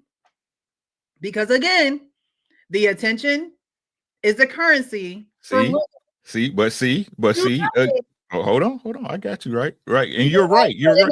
Corner, like, what did I do? You're right. Listen, I'm not even arguing your point. You're 100% correct. But fellas, my shit is circular because it's true, right? So what's the real one thing they saying that you got to do, right? Step away, leave her be, right? Do nothing, right? Yeah. Or am I off? Or am I off? That doing nothing definitely will make her think twice. And same with the other way around. Do nothing. And that doesn't mean forever. That doesn't mean you walk away out of someone's life forever. But at the end of the day, your silence is going to be louder than any words that you could say to anyone. Like you said, especially someone who cares for you and things of that nature. And then you come back together and you explain why you were silent. You explain why you had no conversation. My mom always said, if you ain't got nothing good to say, don't say nothing at all. So those who do not hear me, that means I have nothing good to say. And I'm not going to say anything at all. until I have something good to say or until I have really thought about my emotions and sorted them out. Because no one's going to make me do anything. I'm not even going to give you that type of power and extra, prestige in my life. There's nothing that you made me do. If I did it on my own, either ignorance, my own will, my own, whatever it is, it's something that I did and I have to be accountable for. There's nothing that a man can say. I can say, oh, he made me do that. No, I was being me, whether it's ignorant, silly, whatever it is, I did it and I have to own up to it. I have to take accountability for that. I'm never going to say you made me do this. Nah. Gotcha. Take a lot of things seriously. Like, for example, whenever I'm with a woman, I do not like to meet her children, especially if my intent is not good. I will at all costs avoid any contact with her kids because they do not need to meet me because I know where my heart is a lot of times. So I don't know if that makes me good or bad, but I don't like to see the children get destroyed. Wow. You're doing your wrong right. Right. That's right. I agree. Wow. Cheyenne, you want to chime in? As Was far as Uncle with Jeff Crystal voice? or with Like Uncle Jeff. Corey Chime just in to said. what I said. Or Corey said, I Jeff. commend you on that. I think that that's something you should do. I've been in that same situation where I made sure that I kept myself distant from the kids because I know that I had not yet made the decision to be exclusive or committed to this man. Mm-hmm. And I think that's smart. You got kids? I have no kids. We need to work on that. Who needs to work on that? Oh, God. But let me. Okay, so I played that clip. You've been a comedian. I played that clip because it's pretty much a prelude to the rest of the clips that I'm going to play of her. How old do you think she was there? 30, 35? How old do you She think was 30. She was 30. She was 30. She was 31 years old. During that time. Shout out to Jeff Brown too. Jeff was on that panel also. Jeff Brown was on that panel also. Yeah, that's why I heard his voice. Yeah, he said so. I'm like, I know a familiar voice in there. Yes, Jack. Yeah. I couldn't think of the name when I first saw it, but I'm like, I know that voice. I played that clip because Dr. Bryant, a lot of times, or Cheyenne Bryant, she's a doctor, she puts herself in the place of a man and not the place of a woman. That's what she is. That clip, Coach Bird. In that clip, you have Holcomb there saying, I don't meet a woman's kids because that's not the place that I, want to have in that woman's life, including her kids and my involvement with her. I'm not going to meet her children because that's not my intent. And she turns around and says, oh, I've done the same thing. I was dealing with a man and I didn't involve myself because that wasn't what I, wanted to do. And I didn't want to involve myself in their life because I knew my intent in his life. And it wasn't necessarily to be his wife. It wasn't to have a long-term relationship with him. And then, at some point meet his kids. Most times when you hear women talking about long-term relationships and the man already has a child, she can see herself in that child's life. Men, not so much. Men ain't just going to collect children and say, yes, they got to think long and hard about that thing. But women as nurturers and she doesn't have any kids, so her brain doesn't think like that because after you get pregnant and after you have children, your mind does change as a woman, whether it changes for the better or worse, whatever side you go on is whatever side you go on. But your brain does when you have children. Yeah. But most women would say, I could see whether she says it out loud or not. I could see myself being with him and joining with him to take care of his child or, the children that we'll have together or joining my life and my children with his children. But in that clip, she's like, yeah, I made the same decision. I'm not doing it either. Mm-hmm. So I wanted to play that clip for that. Anybody can chime if you want, but if not, I'll go on to the next. Precious, what you saying, I haven't pushed back because most women don't see themselves with a man and his children. That's why when they know they got their slow ass kids that's grown, I don't want a man with young children. I want the children to be older. But most men would want to accept a woman with her children regardless of what age. And that's, so you talking modern today? No, they ain't taking on nobody's kids. It's all good until some women do not like other women's children. They do not. I don't want a man with children.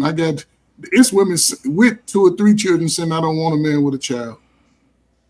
Now a man, he comes in 62 to 70% of women with children don't want a man with a kid. That makes no sense. That's ass backwards. But a man will come in understanding that if she has children, and like Corey said, some guys know what their intentions are when they meet a woman. She done played them long enough. Now she gonna circle back, and we still gonna hold it. A lot of guys hold it, and then when they circle back, they ain't trying to meet the kids. They's coming through, doing what they gotta do 2 or 3 times. Depends on how your shit is making it rain. I mean, sun shining. If it ain't got no sunshine, he ain't circling back. But if it's enough for him to circle back, but he ain't gonna meet your kids. Oh, you know why women with kids don't want a man with kids? Do you know why, right? I thought I did. I don't. Tell me why. Oh, yes, you do. You know why? Because they know how they are with their kids, the new man. Well, there you go. They know how women behave when they have kids. They don't, so they know that they don't want that drama because that's the kind of smoke they give the other guy's girl. Yeah. Their baby daddy's girl. You know what I'm saying? True. Because can't nobody say nothing to these slow ass kids today. Yeah. A man can come into a house and the first thing a woman say, they don't need a father. They got a father. But how can a man be in a house with with children and not do the things to protect that child? Most of the time, parents have to protect children from their own selves. So I'm not going to be waiting for you to get home and this child done damn near caught the house on fire. I'm going to turn to your little slow ass kid's head. And if I can't, I'm going to lock him outside and let him sit on the porch. Oh my God. But that's me though. I mean, I love the kids, but at the same time, if I'm trying to protect the family, I'm not going to ask you for protection. I'm not going to ask you for permission to protect. I'm going to protect in the moment. My father, when it came to me, she didn't ask my mother no questions. My mother would leave the house knowing when my father was getting on my ass. So I'm not going to come in, and that's why I didn't get with a lot of women, because I saw how they raised their children. And if you didn't have it, because I'm an educated dude, your kid got to do homework, at least act like he's going to be smart. I like sports. Your kid got to do something constructive. I don't clean up after nobody's kids. Never. Your ass 14, you can clean up everything in this house if you want to eat. But that's just me, though. And I've never failed from that. But shit, I ain't ready to do all that. Most women don't like their own damn kids, like our parents say. F them kids is what they do, not what they say. Well, you know what, you guys are right. I've seen enough women that actually have said that. And unfortunately, it's sad. But you would think that a woman who is interested in you would be interested in those who are attached to you. But coming from the men, women ain't even trying. Women with children aren't even trying to pair with a man who has children. And that is sad. It doesn't make any sense.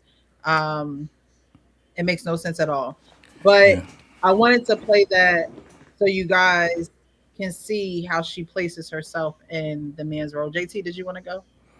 Yeah, one of the things that I've noticed when she did say that, it was the simple fact that, for one, knowing what I know about her, she was dipping with women too. So it makes sense when you hear her contradict herself in a lot of these different. I mean, like I used to listen to the Zoe What show almost every day, right? From one company to the next company, I've listened to them. That's where that's where I knew Jeff Brown from looking at that every day. They used to do a show, And when she was on that particular show, if you've seen the whole thing, you will understand that there's no way that she knows what she's talking about, because that show was about 2 hours long.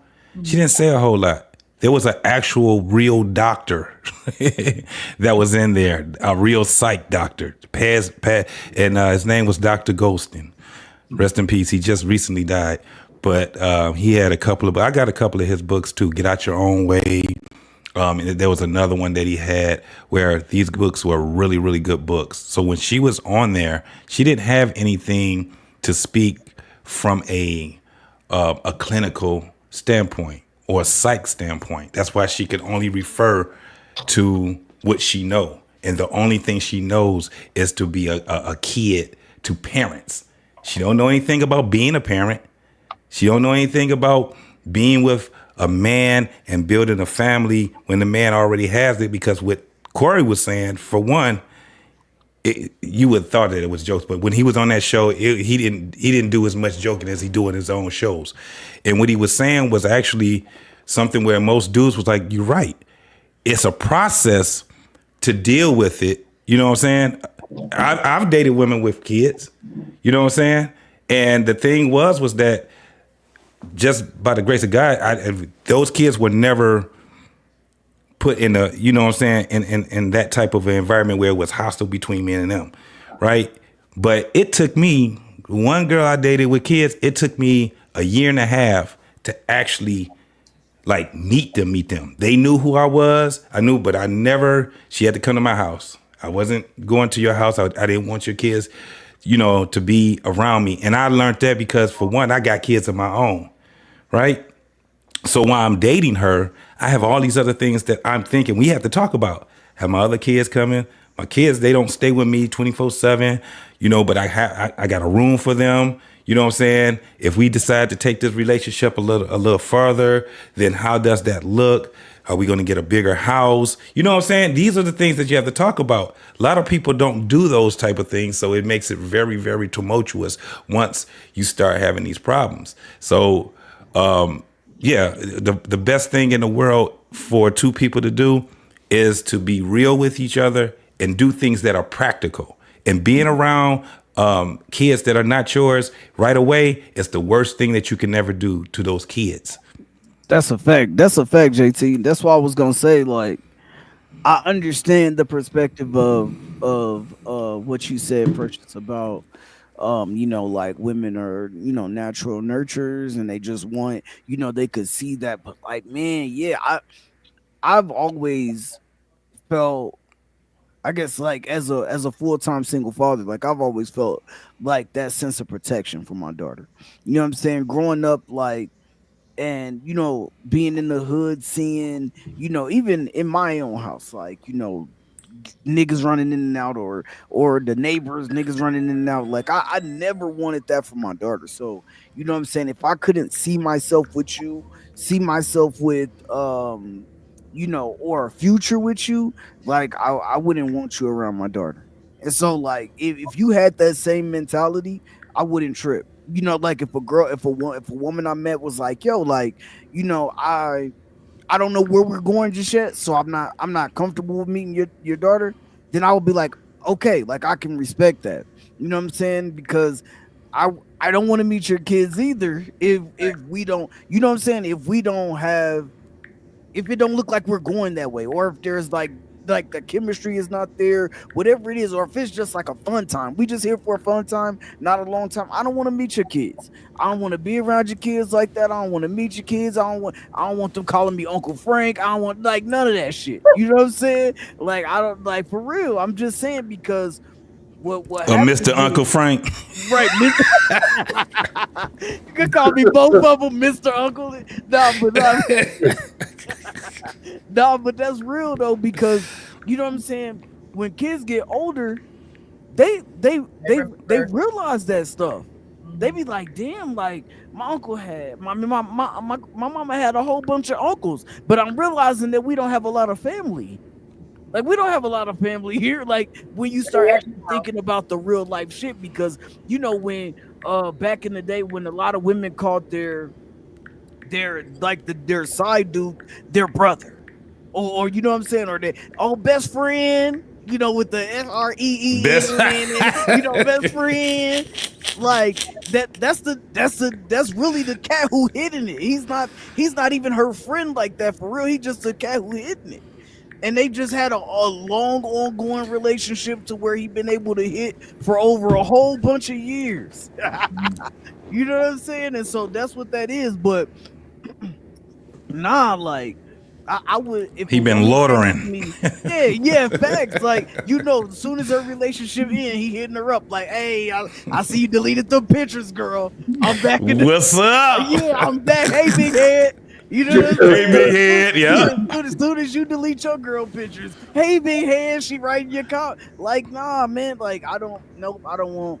If I can't see you here for a long time, I respect it, and I don't want you around my daughter. Like, Yeah. that's a fact. Yeah. Makes sense. All right, so we're gonna get into this next clip. This next clip is around like 7 or 8 minutes long, so we'll just chop it up as we go. Okay. A guy for 1 week. Yes. 7 Take a lot of days. I things said, let me serious. ask you something. How many other women are you talking to? Golly. Hey, RP, she said this clip is 6, 7, 8 minutes long. You told her this joint was gonna be 5 hours. I was talking to. It's not. I'm patient. I'm here to, you know. A guy for 1 week. Yes. 7 days. I said, let me ask you something. How many other women are you talking to? How many other? This is date 1. This is day week 7. 1. Week 1. Yes. Okay, day 7. Yes. Because we're long distance. Yes. So it was a lot of conversation. On day 7, I said, you're creating a space for me that is making me feel like I want to give more of myself. But before I do that, I have a question. How many other women are you talking to? And he said, none. I said, okay. I said, and before we move forward with me giving more of myself, and when I say more of myself, I'm speaking of my emotions and my time, not my body, at least not at that space. I said, you know, I'm an access woman. So before you can access anything of me, my heart, my body, my mind, I'm going to need access to what I believe creates a safe space for me. And that is passwords to your phone. I don't need keys to your house. I'm not saying I need the password on week 1. What I'm saying is, are you comfortable with doing that when we get to that space? All right, so we're going to stop it. We're going to stop it there. All right. So week 1, 7 whole days. All right. She's talking to someone, and this is the conversation that she is having. She is saying, I'm an access woman. When we get to that space, are you going to give me access to your phone, to your emails, to your everything? She wants access to everything. Okay. What do y'all think about that?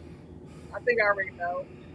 But what do y'all think about that? After week 1, this is the conversation that she is having with the man.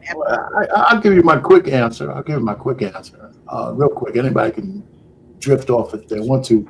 She said, when we get to that space, to me, that space is when we're either engaged, or if I ask you to be my wife, that's it. Anytime before that, you don't have access to shit. I don't care, you know. So if we don't get to that point where I want to marry you, you're never gonna have access to my stuff. And the only reason why I know that's true is because my wife has access to all my stuff. Right? But no other woman's gonna ever get that kind of access. Ever. You know, so yeah, so it's a long distance between our 7th day of knowing each other and me getting on bended knee to say, I want you to be my wife. And for her, it probably would have never happened. Yeah. You know? Having that conversation that early, she's making it seem so. Access is a byproduct. Well, that would have been my answer to her.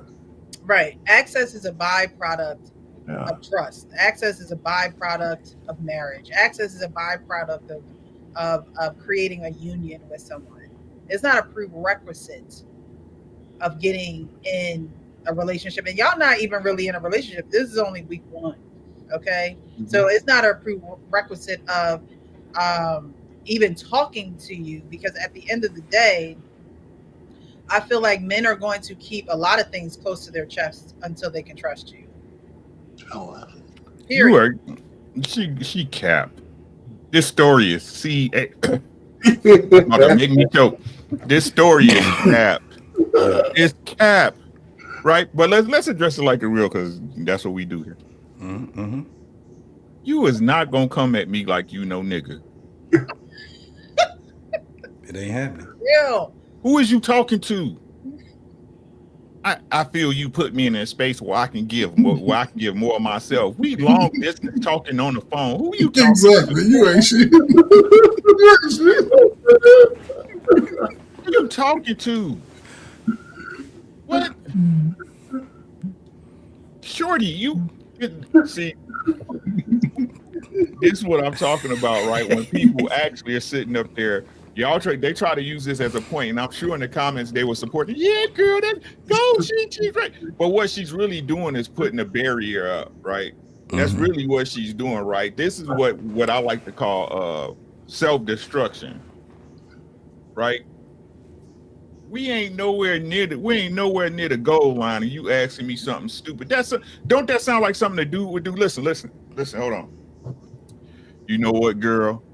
You getting to the point where I can spend some money on you, shorty. You know what I'm saying? I'm ready to make it. But what kind of access you gonna give me, girl? What can I get out of you? You know what I'm saying? I understand it's just the first date. Hear what I say. But I need that access, baby. What's popping? In the place of a man, you ain't never right. But like I said, this is what she's gay, right? If she with chicks, right? Yes. This why I tell y'all, right? This is what I tell y'all, right? I don't listen to them people because their thought process is not correct. You against the natural order of things. It's ass backwards. Right? Yeah, so why would I take you serious? Right. Right? And let me give y'all this, right? Long distance relationships ain't real. Not at all.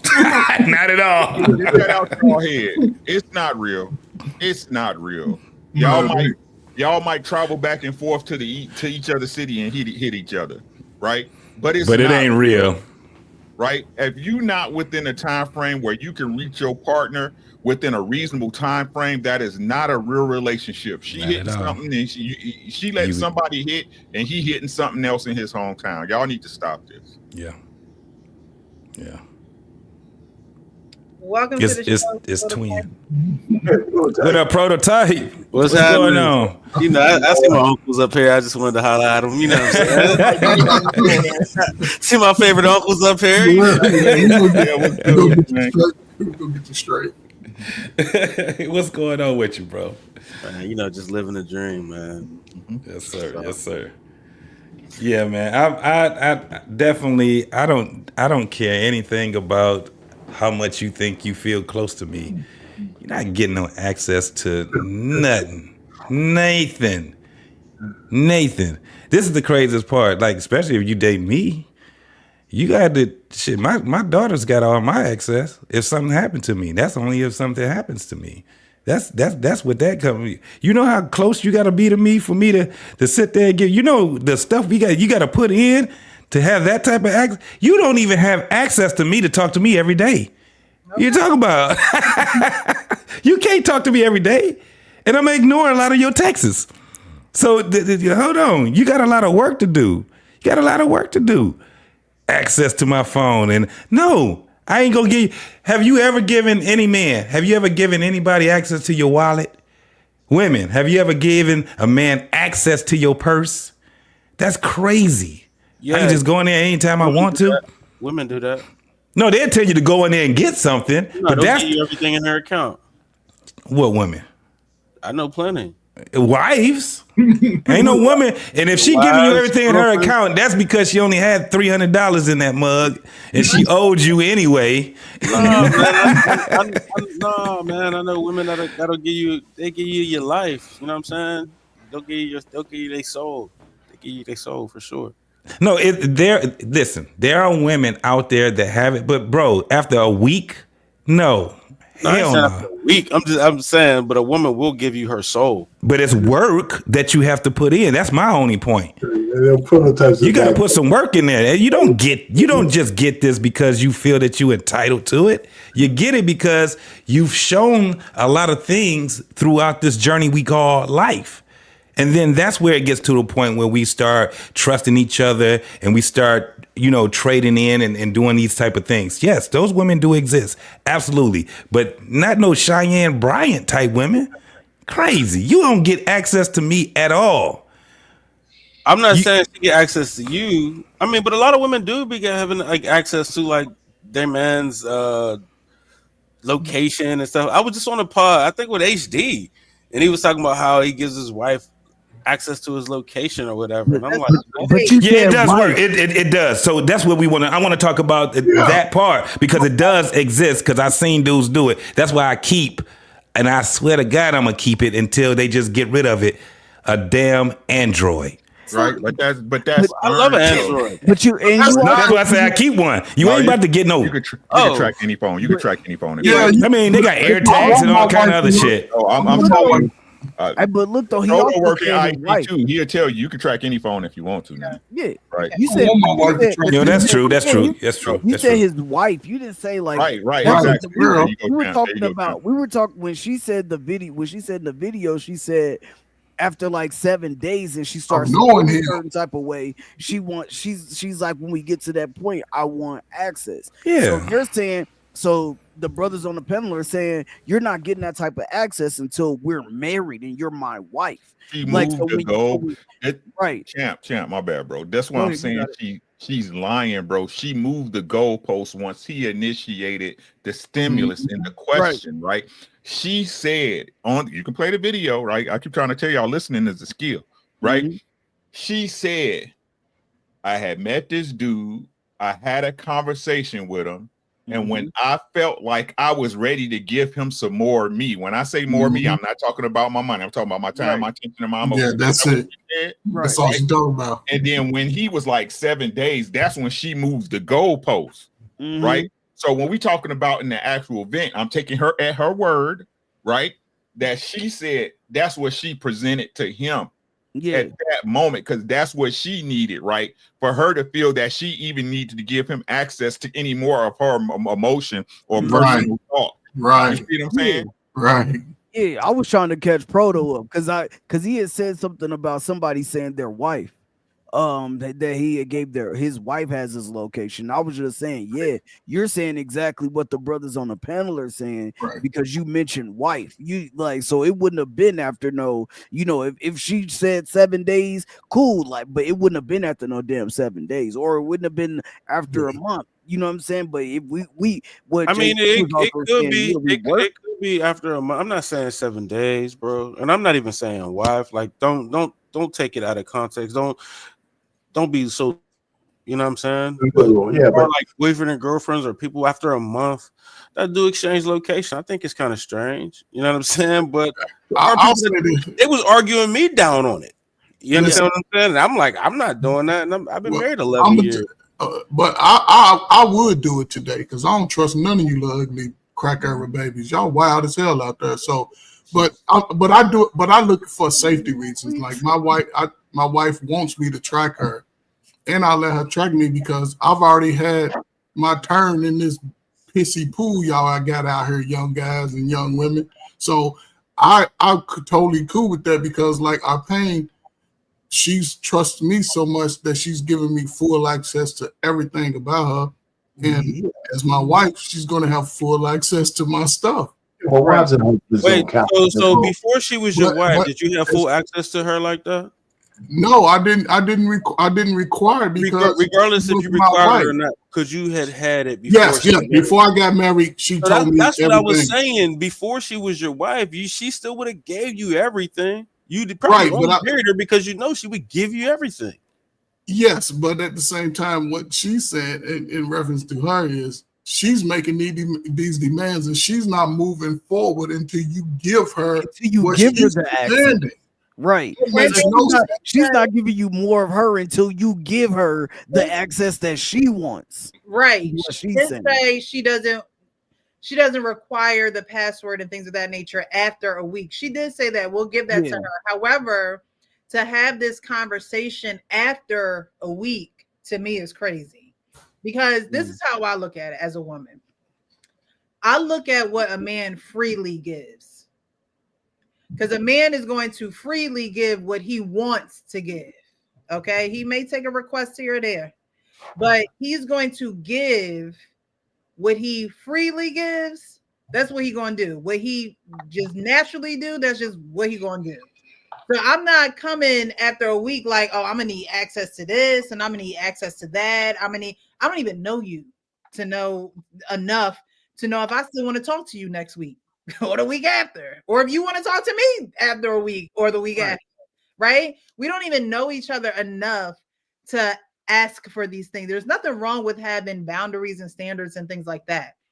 But to come into a new situation, if you want to call it, a new experience with someone, and after a week have this conversation, to me is just a little controlling. It shows signs of you trying to control someone, because we're going to talk about the access that someone gave her and what she did with that access, but we're going to let me say this on the behind. Listen, no matter what she says from here on out, she's a woman who wants the man that she wants on her terms. The truth of the matter is, the man that she wants will never give you himself on your terms. I told women that all the time. Exactly. The man you want don't move the way you want. That's right. The man you want is not going to, because that automatically he's never going to give you access to him on your terms because you want him. And by definition, there's no way I'm gonna give you access. You want me, chick? If I want to marry you, it's going to be on my terms. And I'm a nobody. My wife married me on my terms. She could have said no. But I know what I was going to give up to ask her to marry me. And I was just a nobody. You're going to marry me. This is my terms. Yeah, you want to be in part of this? Here's the pieces of the puzzle that I have missing. And I'm saying, you're the piece that I want to put in this spot. And she said yes. Imagine. But if she didn't want to play that part, we wouldn't be married. Imagine doing it though, R-Pain. Imagine giving her all that access, and then she don't even it don't even work out.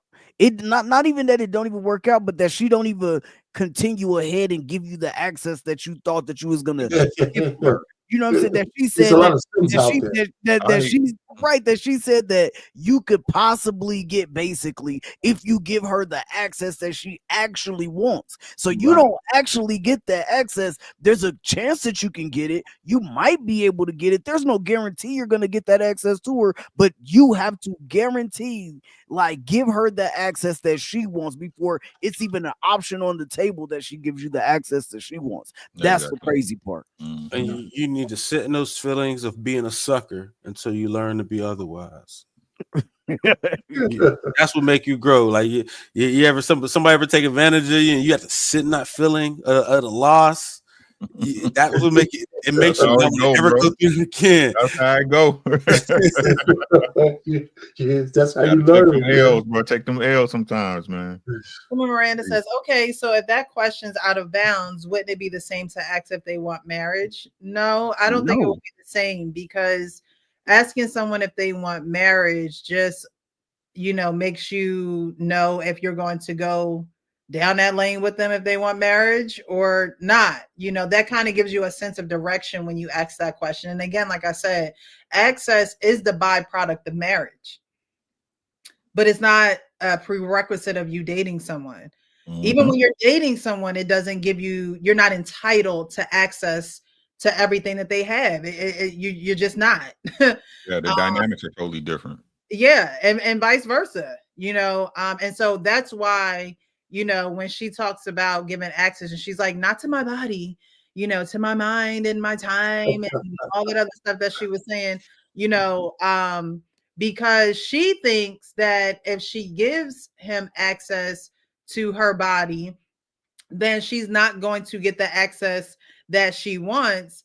But again, access is a byproduct of marriage, just like Yeah. How dare she? How dare she? And she's lying about that too. How dare she? You know what I'm saying? Trying to put you in a box so when you do go, let me see your phone. Bitch, who you Right. talking to? Right.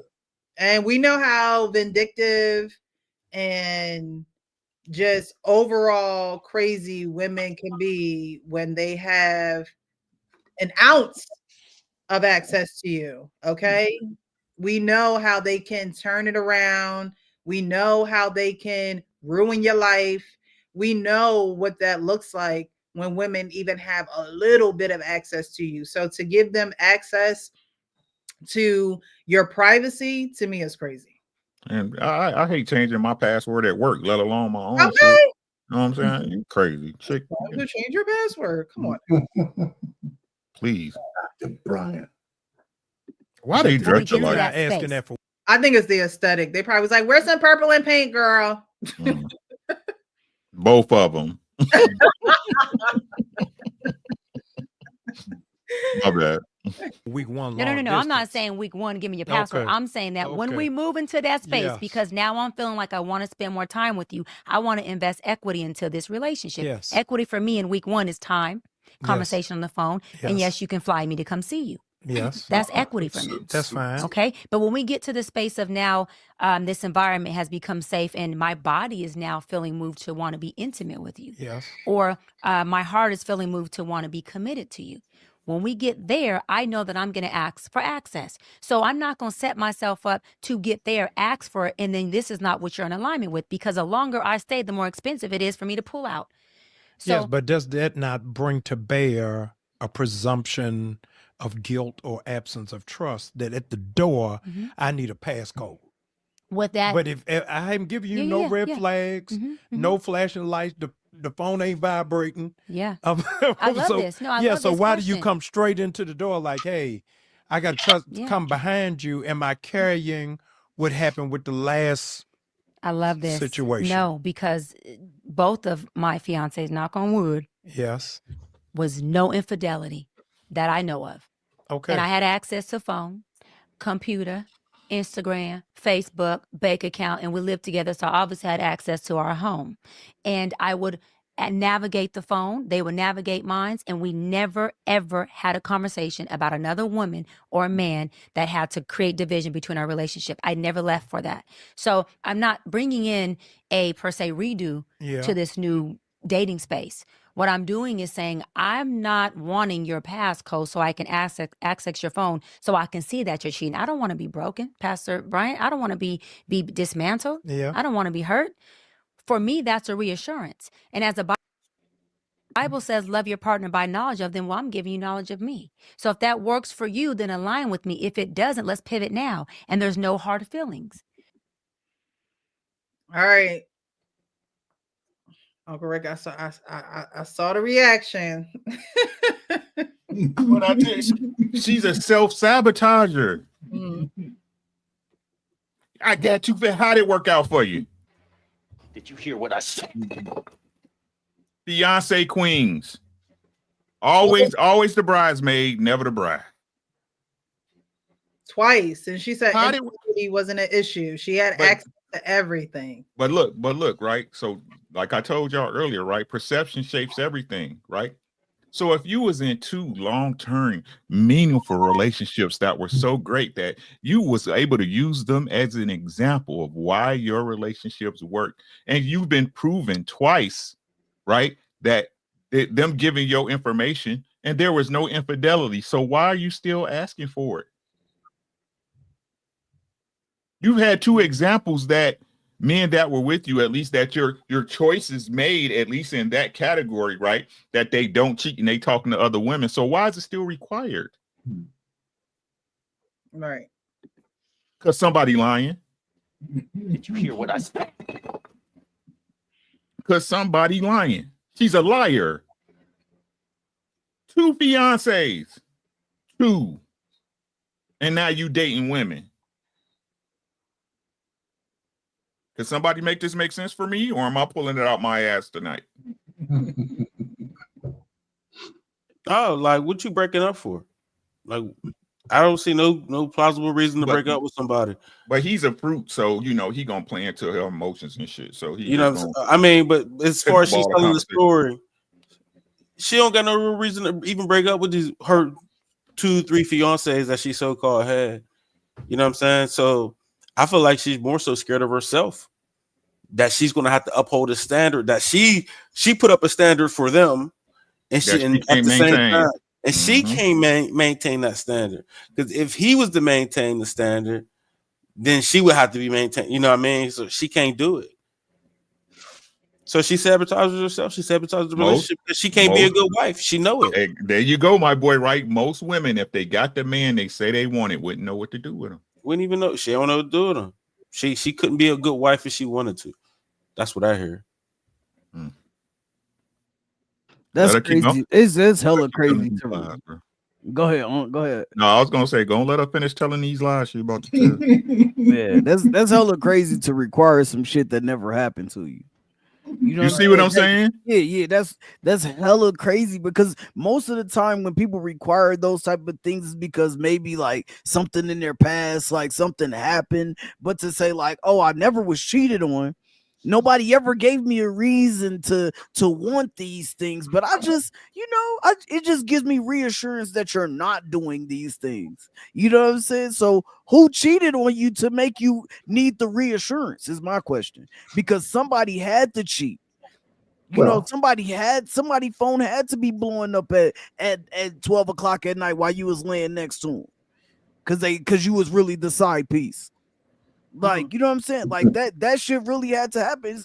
It's just no way you start just finding these like off the wall requirements. And I'm not saying it's off the wall, but it is off the wall when shit never happened to you.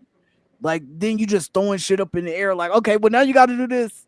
All right, yeah, I need your bank account information. I need to know, like that. No, motherfucker, like, like that's crazy as hell. So what I was going to say, I don't know if this is going to happen, Precious, when you continue this thing, but if this guy doesn't ask her, why did those two relationships fail, then this whole interview is a fraud. That's the only thing. Now that she said that shit, the only thing I want to know is how come those two goddamn relationships didn't work? Everything was great. You just told us everything was great, and you lost 2 engagements. I want to know what happened. Because everything she says after that doesn't matter to me. Yeah. She chose what she chose. She wanted the sister. She wanted the cheeks, the lick. That's what she wanted. The craziest part is that you're gonna get a lot of questions from me once you tell me and you reveal to me that I've been hurt like this before and I don't want to be hurt again. Oh, we got a problem. What they call it, I don't like to use the word, but they call it red flags. You got unresolved issues and you're still in that same relationship that you was in. I don't want to deal with you and that nigga. I don't want to have to deal with the shit that you have unresolved. Don't have me to have to pay for the last relationship, the last 2 relationships. First and foremost, you kind of disqualifying yourself with me by calling yourself an ex-fiance. That shit that ain't real. Ain't nothing real about that. Wife. That's what it is. Fiance don't mean nothing. That was a promise to pay. That's all that was. You tripping. Yeah. You got, so this is the thing, and I gotta say this, Rick. What a lot of women end up failing at with relationships with guys that are kind of like set, is because once we start asking questions and you start being tight-mouthed about it, you kind of disqualifying yourself. Yes, sir. I was on the panel earlier today. I'm like, man, listen, the problem with a lot of you fellas, and we were talking to men, y'all don't know how to say no. Y'all don't know how to disqualify someone. I'm not going to be sitting there looking at all these indicators and what they call red flags and don't do anything or say anything about them. No, this is right now, it's telling me that I got to take action, especially when it's in the beginning of the relationship. You kind of disqualify yourself when you are leading with the past hurt from your last relationship. Quit calling yourself an ex-fiance. That don't sound right. That don't sound good at all. I was in a last relationship, and once we get to talking about it, this is the greatest thing about with men. We are inquisitive, but we only want to know certain things so we would know how to navigate or to take action. I don't want to know anything about, because once you start telling me, and I'm still seeing that you got feelings for, you know, whether he wasn't shit and he abused me, and I was in a relationship with a man that for 6 years we was in a relationship, and the only thing I had to deal with is abuse from him. You just disqualified yourself with me, really. To tell you the truth, it's done. You kind of hurt yourself on that one when you're talking to me. Most guys, they'll still keep going. I'm gonna do you one better. Once you told me your daddy wasn't shit, yeah, it's over. That set the bar for me. Hey, it's over. It's over. Hey, JT, I've been proposed to 4 times. That's that crazy. That right there, bro. The one thing the first thing that come to my mind is, so you got all the way to that point with this man. Like, you knew, because if a man gonna get down on the knee and propose to you and shit, y'all talked about this. Yeah, at some point in time, y'all talked about marriage. Yeah. Like, y'all talked about a future with each other, right? Like, so I mean, does any man just automatically just propose and y'all never had one marriage conversation? No type of marriage conversation at all? And then you get to that point and then you turn them down, but you knew that you didn't want that shit from the jump? Word. She was engaged, according to her words, she was engaged to one guy for 10 years. That's crazy. So automatically that tells me I can string you along. Access denied. You're a string along. Yeah, you a string along, right? She said that she kept putting the wedding off because she kept going back to schools and getting all these degrees, and she just knew that this guy wasn't the guy she wanted to be with for life. But I mean, if a man want to marry you, he gonna marry you. Look, exactly. That's what I'm talking about. With your school and what degrees you get in and things of that nature. So, facts. That's exactly what I was saying. So he wanted to, and she knew that she didn't, but she still let it get there multiple times. You know what I'm saying? That's the crazy part to me. Yeah, she's a serial fiance. Well, she was monkey branching that whole time. She was looking for somebody else that whole time. Yeah, she was, man. You know, so she didn't care. You know, I got this fallback position because he's safe. A lot of women do that, by the way. She said, "I'll stay with you." You know why? Because it's dangerous out there. So every so often, if I get the itch, I go back to the safe guy. Let him bang me out, then I go back out into the wild. A lot of women do that. You know, a lot of women with baby mamas, they do that. A lot of them do that. That's the Jenny complex. Especially if they don't want to, go out there in the dating world. You know what? I got a baby by this asshole. So every so often, I'll let them come over and hit it, so I don't have to worry about that. Get that off my chest, and then they'll go back out there and do their thing. So it's less danger because I know where this guy's coming from, so I know how to protect myself. That's the Jenny complex. She's treating you like Forrest Gump. That's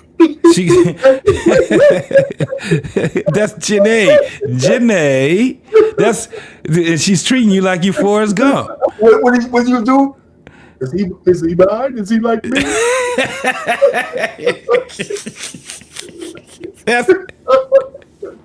See,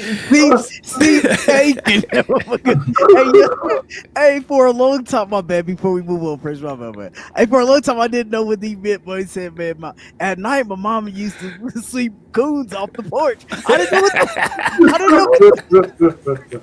didn't know what the hell they meant at first. I was a little kid when that shit came out. Mama used to sleep the coons off the porch. He was like, "Hey, my favorite part. You know, my favorite part of Forrest Gump is." He was like, "Your mama really cares about your schooling, boy."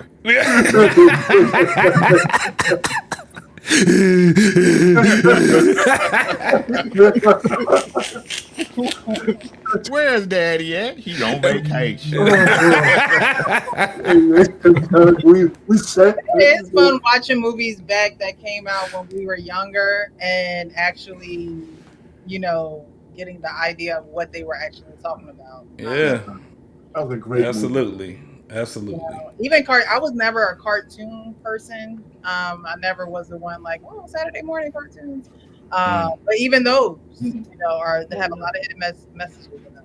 Yeah, it's because y'all didn't get outside much. The Flintstones was the one. That was Fred and Barney. You don't understand them things. We done been through some things. So the phone code is a breaker. Oh, is it a non-negotiable? Yes. It is the passcode. Access. Let me say it because I'm single and I'm in my choosing phase. Yes. And I'm choosing And I've my given husband. you no reason. There's not a reason. It's called transparency. I operate from a place of transparency, not honesty. Honesty means I have to ask you questions. I don't want a relationship with you when I have to drill you like an investigator. When you're talking about trust, an investigator has to ask you 500 questions to figure out what their clarity is that they're seeking. That's not the relationship I seek. I seek transparency. Transparency is, baby, I have a flight at 10 o'clock tonight. Yeah. When I land, I have a meeting. And X, Y, and Z will be there. And I happen to still do business with the guy I used to date before you because he's in on this deal. He'll be there too. That's transparency. So you ain't have to act. Wait, what did she say? Yeah, she said it. This word salad is something different. Did she say a guy? That used to bang her out. It's gonna be there. Getting some of that money. He gonna get some of that money. So I'll be home a little late. He will. Hold on, because I don't know. Hold on. Breaker. Oh, is it a non-negotiable? Yes. It is the passcode. Access. Let me say it because I'm single and I'm in my choosing phase. Yes. And I'm choosing And I've my given husband. you no reason. There's not a reason. It's called transparency. I operate from a place of transparency, not honesty. Honesty means I have to ask you questions. I don't want a relationship with you when I have to drill you like an investigator. When you're talking about trust, an investigator has to ask you 500 questions to figure out what their clarity is that they're seeking. That's not the relationship I seek. I seek transparency. Transparency is, baby, I have a flight at 10 o'clock tonight. Yeah. When I land, I have a meeting. And X, Y, and Z will be there. And I happen to still do business with the guy I used to date before you because he's in on this deal. He'll be there too.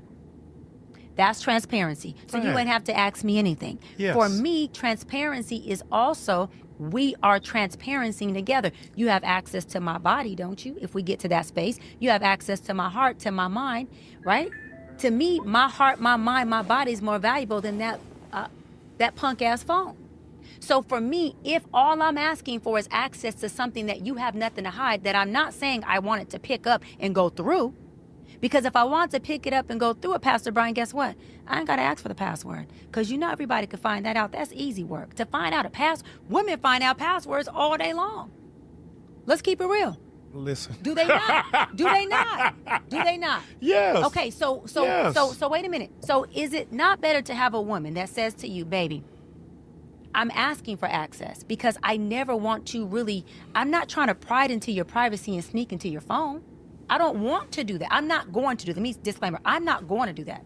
So all I'm saying is I want access to it because being that I have access to it means that you've given me permission and authority. Right, but if hold on. Yes. And giving me permission and authority is the love language.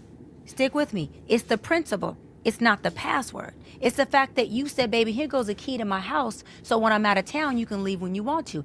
That doesn't mean I want to go run through your drawers and see what's in there. That means you're giving me access and authority to your home. That's a principle that opens up a space for me. That's called a love language. I am not going to be in a bed with a man who can access my body. That is priceless, and I can't access a $89.99 or a $499.99 Samsung or iPhone because you think that's a breach of your privacy. You keep your $500 phone over there, and I'll keep my priceless mind, body, and soul over here. I have yet to have an issue with being in a relationship with a man, and I have been engaged multiple times. Yes. And I have in these 6 years said no to multiple rings because I refuse to get engaged again without going through with it. Yes. I have yet to have an issue with the man who's not a womanizer, who wouldn't say passwords. I don't care about that. Okay, so what? And this is the thing. If you need to do what you do, womanizer, and you want to keep a woman of my caliber and you think you just that smart to do it, run the password, get another phone, and do it your way. But I'm not going to make it easy for you. Yes. If you want her that bad, get a phone for her and keep that shit over there. I'm with you on the 50 y'all. Mind you, this is a pastor she's talking to, and now she's getting there. Now there is no level of respect, right? I would never. Me and my pastor talking. Now I'm not gonna be like, and keep that shit over there. Like, right, that shit crazy. That's wild. But that's your character, Precious. This ain't this woman's character. Everything she's doing is cap. No, but what Precious is saying is that man doesn't have the authority. She does not even respect. No, listen what I'm saying. She doesn't respect him enough to at least if she slip and say shit or something like that, she'll say, "I'm sorry, my bad." Stuff. You know what I'm saying? She ain't even got the wherewithal to sit back and say, let me, you know what I'm saying? Let me gather myself. My goodness gracious. Yeah, that's crazy. So how can you take what kind of passes Bryant anyway? Though? Exactly. Right. So it's a two-way street on that whole thing. But let's get to this word salad that she's saying with that mind, body, and soul. The thing is, man, and I can tell you this, I ain't never met this man in person, but I can tell you right now, women have gotten so mad at this man because he won't let them go that far. That's my man, Uncle Rick. Guaranteed. She get to talking that dumbass shit, he gonna be like, nah, see. You lying. You lying. You fucking lying. You're lying. Y'all lying. You're lying. I know he do. I know it. I met this dude before. I ain't talking about him per se. I met cats like him. And I understand why because I can say this. She may have met some really, really good guys. She may have met some really, really good guys. And it was some dudes that was not letting her go through all it. The reason why she's talking the way that she's talking right now is because she's on a platform and she's out here just saying. But when she's talking and then she's in a relationship and she's active in a relationship, that shit don't go that way. Not with no real men. Hey, man, we be like, man, if you don't take your goofy ass on somewhere, please get the hell on. Leave me alone. It never goes anywhere with her, and it never will because she's a man. She's right? Yes. I'm sure when it comes out, when they finally break up, she probably like, well, my dildo bigger than your dick. My strap on bigger than your right? She wants to control. I mean, all women want to control the goddamn relationship. We all know that, right? But she make it so upfront that she's not even covert about it, right? Dudes get turned off by that shit. You ain't gonna even lie to me, bitch. You see what I'm saying? You ain't gonna fake it. Like this, like, no, she's a dude. These people, these perverts, man, I don't care what y'all say, man. I got 50 years on y'all, man. I'm telling y'all. Trying to tell you. These people, man, they don't think straight. It's the reason why they are what they are. I keep trying to tell y'all, man. Most of these people have a skewed look on reality because, like I said, their intent mentally is to go against the nature of things. Look at her. She talks like a man. She talks like a goddamn man. Yeah. So when a man get in there, then listen, she cute. Let's say what. Yeah, absolutely. She got a nice body, right? Dude's trying to hit, right? Hey, maybe she ain't that bad. You know what I'm saying? And like I said, and it's like JT said, right? The talk ain't really like that. You know what I'm saying? But that's her mentality, though, right? So her mentality is going to control her actions towards that man when she's in a relationship. She can try to fake the funk as much as she wants, right? But that shit's going to come out. And again, when she comes out and she tries to be the boss bitch and the man, dudes be like, especially if they decent dudes, like she say, because they at least tried to make you an honest woman with your stupid ass. Yeah. Right? right? They tried to make an honest woman out of you, and then you pull your dick out. They go on over there and jack yourself off, bitch. The thing that hurt her, though, Rick, is not somebody calling her out her name and shit like that. This is the thing, and it hurts a lot of these women now when a man can say these words. Lady, please leave me alone. Yeah. When a man tell you that you're pestering him, it hurts. It hurts worse than a man calling you. When a man don't want to play your reindeer games, and he like, ma'am, will you please stay away from me? I don't ever want to see you again. Do you know how much that hurt these women now? This is why they sit back and say they hurt. She ain't got hurt because some man was abusing her, putting his hands on her, calling her out her name. She was hurt because she found out that he don't want to deal with her no more. He like, I made my bad. I'm sorry that I even wasted me and your time. My fault. My fault. It's not you. It's me. It's not you. It's me. I'm sorry. I'm gonna apologize to you. And then she get the thing. He be like, ma'am, just leave me alone. I don't want nothing. Here. It makes it even worse if a man pay her. He like, look, I'm gonna give you these $200 so you can stay the hell out of my life. Just go. What else you want? You want the PlayStation 5? What you want? I just want you gone. Like, take everything. Just leave me take it all. It hurts them. That's what hurts them. The rejection is what hurts them. It ain't the dude that's going out here putting his hands on her. None of that. It's the guys that's sitting back saying, I love me way more than I hate you. So what I want to do is just have some peace. Just leave me alone. Please? The please part is what really hurt him. I'm begging you. Go now. Hey, JT, though. Hey, JT, bro, something you said. Something you said goes to this shit too, JT.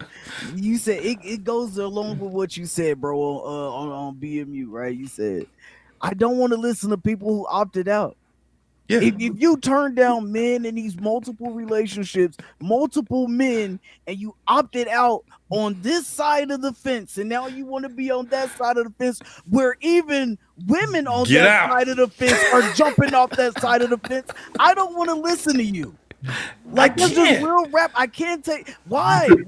You gonna tell me about heterosexual relationships when you done opted out of it? And not only did you opt out of it, once you jumped over there, you ain't found nothing over there that has held you down and cemented you, gave you access to their phone and all that shit, and you still ain't moved forward with more access to them. Like, not only that, and then you see the studs. The studs are starting to come back. They like, yo, I'm tired of these. They like, I'm tired of these hoes. That's wild. Chill out. That's wild.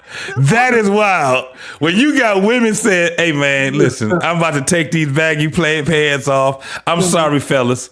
Because these women is crazy. What Ruben Sutter said, I'm sorry for 2004. all the studs, I'm sorry for 2025. They all coming back to this side. They said, I'm tired of paying all the bills. I'm tired of having to be the man. I want to be in my feminine energy. She put up her pants, put on hey, with their hat backwards, they like, I'm taking all this off. Right. I'm taking it all off. These studs in their soft era now. They're in their soft era. They're in their soft era now. You know the funny thing about studs. You ever know a stud that y'all grew up with that used to like you, and then you get around them as an adult, and they go back to acting like a girl around you? Yes. Yep. That's the funniest thing. Like girls, I went home one time. You know, I don't live where I'm from, so I went home one time, and I was like, "Wait, you like this?" But she was completely batting her ass, straight feminine, bruh. Like we was back in like 2003. Yeah. she in her whole stud suit though. Like, you know what I'm saying? Her girlfriend, what made it so bad, her girlfriend was sitting right next to her. And she was like, well, who is that? And she's like, oh, I used to like back in the day. You know what I'm saying? That was so wild to me. Like, you just turned straight feminine. Yeah. Use yours. Proto, the crazy part about it though, every post, hey, you know you coming home to daddy. What? Yeah. And you was just batting your Bro. eyes at me when I see you. Come on, Listen, bro. I know y'all seen that shit with the barber and the cute That's stud. That's a funny thing. Bro, this was probably about 10 years ago. My cousin had a friend. My cousin was trying to be in that stud shit too, and she had a friend. This girl was beautiful. I'm like, listen, listen, you don't want to come back over here? Dog, she did exactly what you just said, Prototype. She got the batting them eyes and smiling. Go ahead on, bro. Go ahead on. Then she was just like, I was like, you sure you don't want this? This is, hey. She could not stop. Boy, you crazy. She turned into a straight female. She was right back to being a female all over again. I'm like, well, you know you can't be because I used to joke with my cousin and all of them. I'd be like, you can't be a man. Your feet too small. What, when you ball your fists up, look how little your fist is. You a woman. Come on. Just come back over here. Baby shoes on. Yeah. You got baby. Right, you still getting half. Baby shoes on. Them Jordans is $39, baby. Them Jordans that you got, them ones, those are $39. Cause you ain't even wearing a 6 yet. You got a 5.5. What a far push it down. Right. Get the hell out of here. I think that's funny. That in the 9 years that before I got with my wife, I mean, I had a lot of these experiences you guys are talking about. When I used to work in Buffalo, there was this chick who was the flower, right? She was the flower in the relationship. And she had a stud. The dude was like, you know, the ladies all studded up, but she used to, the flower used to drive me home. And she liked me. She was cute. And she kind of liked me. And I'm saying, should I try to convert her? I think I could take her stud. You know, I think if I had to. You take her stud? I can take her stud. But she was cool. She came over to the crib a couple of times. I said, man. I just for one, I never understood a stud or women who want to look like men, but they're women. I always thought that studs reverted to being studs because maybe they weren't pretty enough women. And so it's like, all right, let's look like a stud because I know how to, or I feel more comfortable in men's clothing or boys' clothing than I do in women's clothing. And so they didn't have that femininity about them. I think that some studs are studs because maybe they had a bad sexual encounter with the man, whether it was voluntary or involuntarily. I feel like that's why some women, you know, become studs, and they just don't want to deal with penis no more, you know, for whatever reason, right? And then I think that some women are studs because they have this mental complex of she gets this attention from men. Let me show the men that I can get this attention from her. Like it's a competition of the sexes with the women, right? Like, oh, I know that, you know, so-and-so like her, but I like her too. So I'm going to do whatever because women know what women like. Like you might like a dude at the end of the day, but women know what's going to get the attention of a woman faster than a man does. Not saying that y'all don't, but you know, y'all might have to do y'all research. You want to ask her a million questions. You're going to have to like try and get to know her. Whereas women know the nature of other women. So it's not going to be that hard for her to try to impress a woman. But studs to me, I just never understood. It's like if you're going to like a woman, like why not still just be your woman? Like, you know what I mean? I don't understand. And then the whole strap-on situation. It's like that whole pretending shit. Yeah, that's like that to me, like I can't do toys. The strap-ons, like all that stuff to me is just like, what are you doing? Why do you have it? Why are you spending your money on it? Like to me, that's just crazy. Yeah, well. But by the way, back in my day, we didn't call them studs. What'd you call them? Bull daggers. Bulldoggle. Straight dykes. Yes, sir. Dykes are bull daggers. Yeah. No stud. Yeah, that she's a bulldoggle. Yeah. And they didn't show up in man's spaces. No, they didn't. So they did. Yeah. Shout out to them, though. Shout out to the legends. Shout out to them. Not shout out to him. On the 50-yard line, where I'm throwing a flag on the field, I'm listening. is that nobody would be giving you a key to the house the first week. And You asked this in the first 7 days. Yeah. So in the first Wait, 7 clear days, it up, Pastor Brian. Clear it up. I yes. didn't ask for the password in 7 days. Yes. I asked that when we get to this road of commitment, and I understood. Yes, of commitment. Yes. Part of committing to me, just like there's commitment standards for you and Yes. other men, Yes. is access. Because when you commit to me, I'm giving you access to me. And if you can't honor and respect access to me, being a part of me, accessing everything that comes with you, then we don't have a commitment. And we are not operating from a space of what works for us collectively. Now we're operating from a space of what works for you.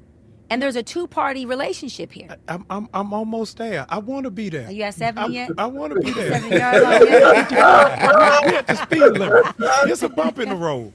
My question is, Let me ask you this issue. Does your wife have your password? Yes. So what are we talking about here? Yeah, my wife. So what are we talking about here? She didn't have it that first week now. But did she didn't have it? Did she and I have, wasn't just did she giving have out it before keys. she was your password? Before she was your wife? Yes. Okay.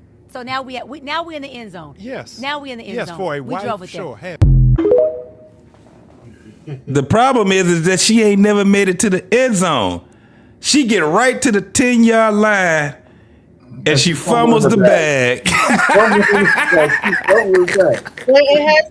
has to make you wonder at this point, what exactly do you want this information for? Because if you've had that information and you still didn't go all the way with these men, what man at this point is going to give you his time, his treasure, all of that? Because wherever a man's treasure is, there's his heart as well, right? So why would he do that at this point? And you ain't really doing nothing with it. What did you do with it when you had it? Exactly. It goes back to she's lying. That's what I'm saying. Every man, but Precious, every single man that she just talked to knows that she gave up that box for a couple of chicken dinners at some point. Now she wants me to give her access to my life and all that. Get out of here.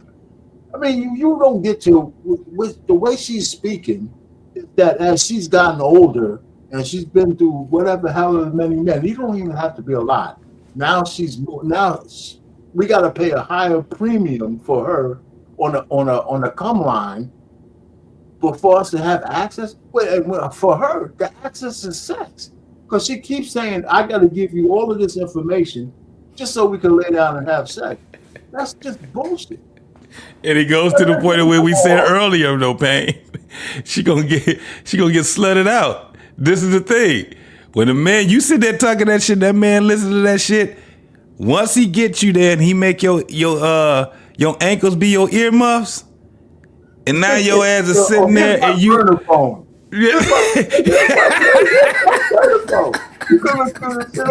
It makes no sense. It makes no sense. You know, this is the craziest thing, and this is why when I be like, how do these women think that they can do what men do? There's no way. I was like, damn, if you can see yourself having sex with a man, do you understand how crazy you look? You're vulnerable.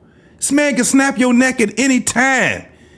The way that you are, the positions are compromised positions. Doggy style, missionary. You think you doing something because you on top doing cowgirl? That don't do shit.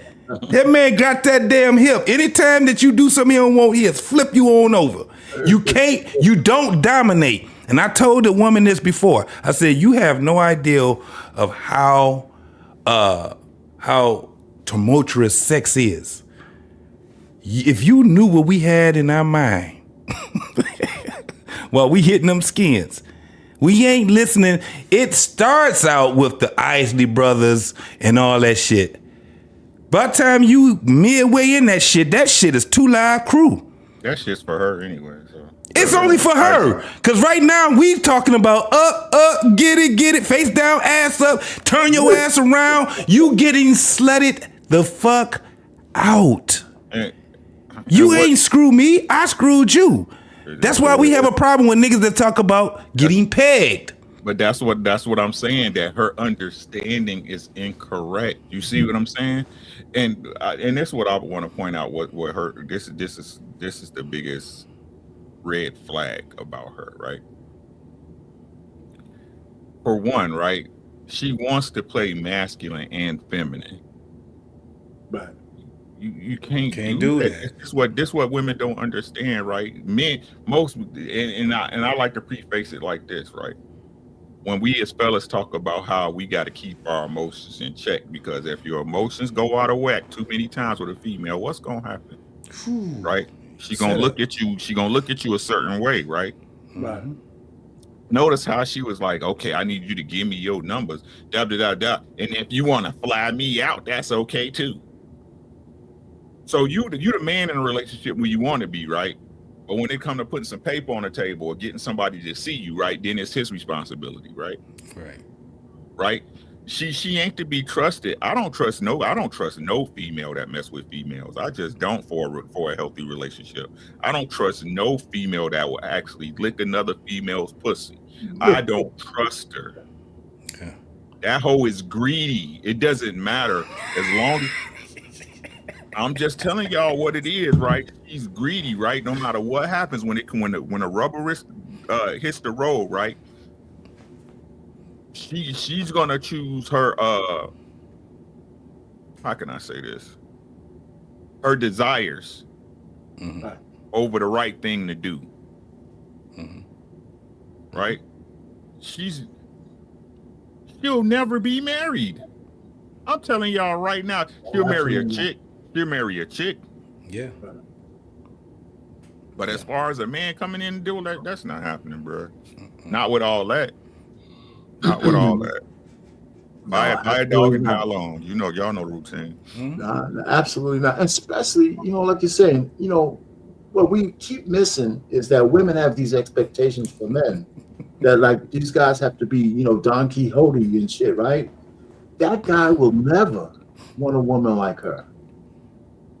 Right, that top dude is never gonna choose her, not for anything else but recreation, and maybe even not that, because if he's at that level, he's probably reached the age of discernment where he's a little bit more judicious where he sticks his pecker in.